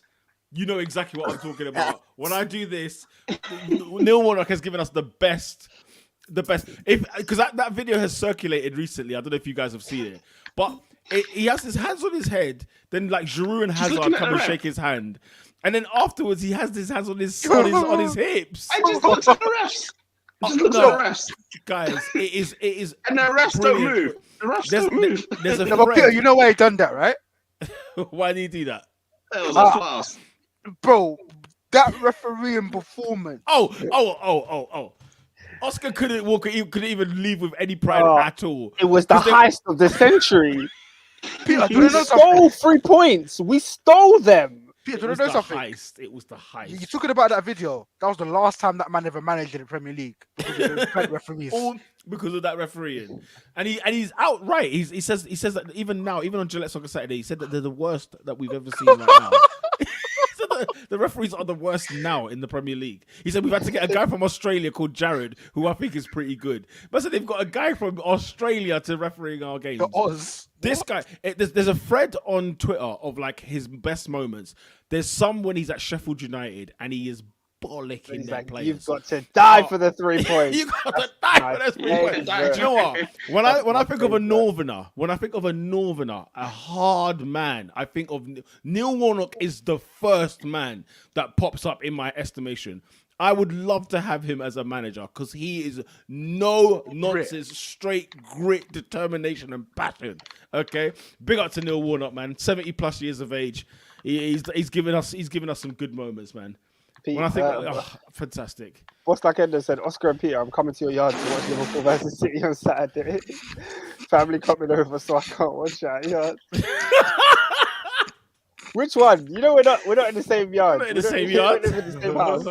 Oh, so funny. It Oh, yeah, said, last minute. yeah. Honestly, that But you was know a what? farce. I'll never forget it. Because how Giroud and Hazard shook his hand after the game. Honestly, Criminals. Yeah, fair play. that is the best thing. Listen, Old Trafford 2005 against Arsenal, refereeing high. Oh! Honestly. It wasn't high. It was a fair game. Oh, Look at him. course. Look at him. of Look course at you him. would say that. Look at him. Look at him. That's why all the referees are from Manchester, for crying out loud. Like, But oh. apparently, conveniently, none of them support City and United. I saw, was it Altrincham I saw? Yeah, what's it called? Yeah, what's it? 80% of referees are from up north. 80. Ultram. Come on, Brother. it's a The farce. referee that managed, the referee that, either the It's referee on the that, Metro Link. Get the tram couple down and stop at OT. that's a farce. It's diversity. Either Paul Tierney or the referee that refereed the game on Sunday. None who? of them support Man United. One of them supports Altrincham. But he's got interest in football. This football is bent. Peter, Hey, Ultram Football Club. criminal. Ultram Football Club. They're doing bits, man. What? No, Adrian, one day, Adrian, you should come over to my flat. One day we're gonna just sit down and have a conversation. We should do a podcast alone, and I'll go in detail why I think football is bent. We will be here for a good time. In fact, guys, in the summer when the season's over. I'm asking, Adrian. I'm asking for your time and for the podcast listeners. We can go through. I'd pay. I'd pay good money to see this conversation. What's that thing called? What is a Patreon. premium live event? Yeah, on Premium live Patreon. event. Yeah, on Patreon. You want to hear why I think football is bent, and we could start there at Old Trafford. We could start at that game because I can't believe what I saw as a 14-year-old kid. I can't be subjected to such trauma. I can't be. Anyway, Why? people. You went undefeated. Yeah, but we lost it at your ground, you mug. Look here. All right, let's go. Let's go through the. Hey class, yes, I will be at Wembley on Sunday. Wembley. Probably my last, weekend. So down. Yeah. probably my last Chelsea game of the season. Oh man. No. You're not going to the Bernabeu. Shit. Nah, man. Well, you're not going to watch Chelsea Arsenal? Well, I can't get a ticket. can't, There's can you? only season ticket holders are allowed to go to those. So Guess who's got a ticket? who? Hiyo! That I will be. Was that just me? sorry. That cut still. Where's my ticket, cuz? Hey, yo, David, it's on a flat iron surface. It's on a flat. It's a crisp, warm ticket. It's burning a hole through my ironing board right now. But yes, I will be there in the flesh. What's the other about? But you don't have a choice. You work there. No, it's at Stamford Bridge. I'm going as a punter. Yeah, I can't lie. I don't really enjoy watch along, so probably not, man. Well, you don't want to be on a watch long. I'll be on a post match like after the game, but I like watching the game, innit? I don't want to make content while I'm watching it. I can't. It's hard. I'm surprised Yes, you can get a ticket to the Bernabeu. You always said you always wanted to go. Wow, on the week Yeah, where do you know what it is? Chelsea Do you know what it is though, Robin? It's because I went to Lille just the other day, so I didn't have the money to like go Lille and then Madrid and get the time off work. So Madrid. like, it all happened too quick for me. It's stinky, bro. How the man do it, yeah? You get time off work to go to I watch. don't get it, bro. Listen, you got to be a rich person to be able to do home and away every week. I don't know how to do it. I don't think you have to be that rich. Nah, man. No, you have to have peas on the side. If you've got You your have to have own peas on the house, side. if you've I got your will own say that. place, if you've got your own place, like, come on. To Now, be able Peter- to afford a place and do that home and away, you ain't got a family. You ain't. Now, Peter, do you know what? If you factor that's it in, that's it. You ain't got family. That's what it is. no, but it's all about priorities. Like, if a man goes with no lunch, they walk to work. Yeah, some people don't just eat that stuff. Yeah. And 3,000 of them do it every week. Is that what you're telling me? For one football I club? would not be surprised. I would not be surprised. No, Bro, they're these- rich. these They are rich. Scousers, listen. They are rich. What's that? It How does depend on the come, club too. Though. how come you ain't on his channel no more? Do you know what it is? He does his streams when I'm at work, innit? He does his streams like at 3 o'clock in the day. So I'm just at work. I can't join. Man's doing YouTube full time. Them luxuries there. I know, bro. In the- He's bro, living a when life. I bro. see Donnies, yeah, I see F1 Donnies put on a stream at 1 p.m. 1? What would you want me to do with that? Do you know what I mean? I'm trying to join in, and I can't. I always see Them lovely. Lewis at games, innit? So me and him are cool. But Sweet as a nut, sweet like Tropicana. Guys, we need to get out of here, okay? We've been Yeah, we going do. on for 3 hours. Thank you very much. Listen, Champions League football, Chelsea against Real Madrid versus Chelsea. Who's going through very quickly? Oh, they're getting knocked out. come on, miracles, Oh, yeah. miracles. Another Pamage on the way, bro. Madrid. That's not the song, Robert. Madrid. I love Madrid. That song. Man. When I concede on FIFA, I want to smash the TV. That song is legit. That's my Madrid. Who else? What other Champions League game is this week? Is it Man City Atleti? It's That's all what's of them. this week? It's all of them. Oh, lovely jubbly. Oh, lovely It's all of jubbly. Is Man City going to cluster it up again? Are they going to do that? They'll be through. You think so? They'll be through. Oh, Man I City don't know, will be man. through, man. Come on, man. The question is who had? Oh, it was Villarreal. Oh yeah, Villarreal beat Bayern 2-0. Yeah, guys, they're But getting the spanking slapped, that's man. coming. I was gonna say, The spanking that's coming. Slapped. Yeah, Oh, the oh my spanking God. that's coming. I can't lie. Listen, Villarreal like against going slapped. like going against the German in the war, Villarreal have no chance. Let me be very, very clear. Very, very clear. They're not gonna have a chance. You can't beat me at your game. Like you punched me, and I've walked out the game alive. So now that you punched me, history knowledge is also really bad because what is that? I mean, what do you mean? What is that? You know my point. They were dominant for some time. Okay, I get it, but they Bayern lost are war. going to annihilate. Not annihilate them, but they're going to beat them well. Oscar, like, it was no yellow submarine. That's all I'm saying. It was no Hey, yellow submarine. SW6 said Bayern 6-1 ag. Do you know what it will be? It will be 3-0 in the first half, and we'll be in the WhatsApp group like yo, Mandem. Hey. Mandem. Oh yeah. Cole says depends on which Atletico show up. So are you guys gonna make your prediction again?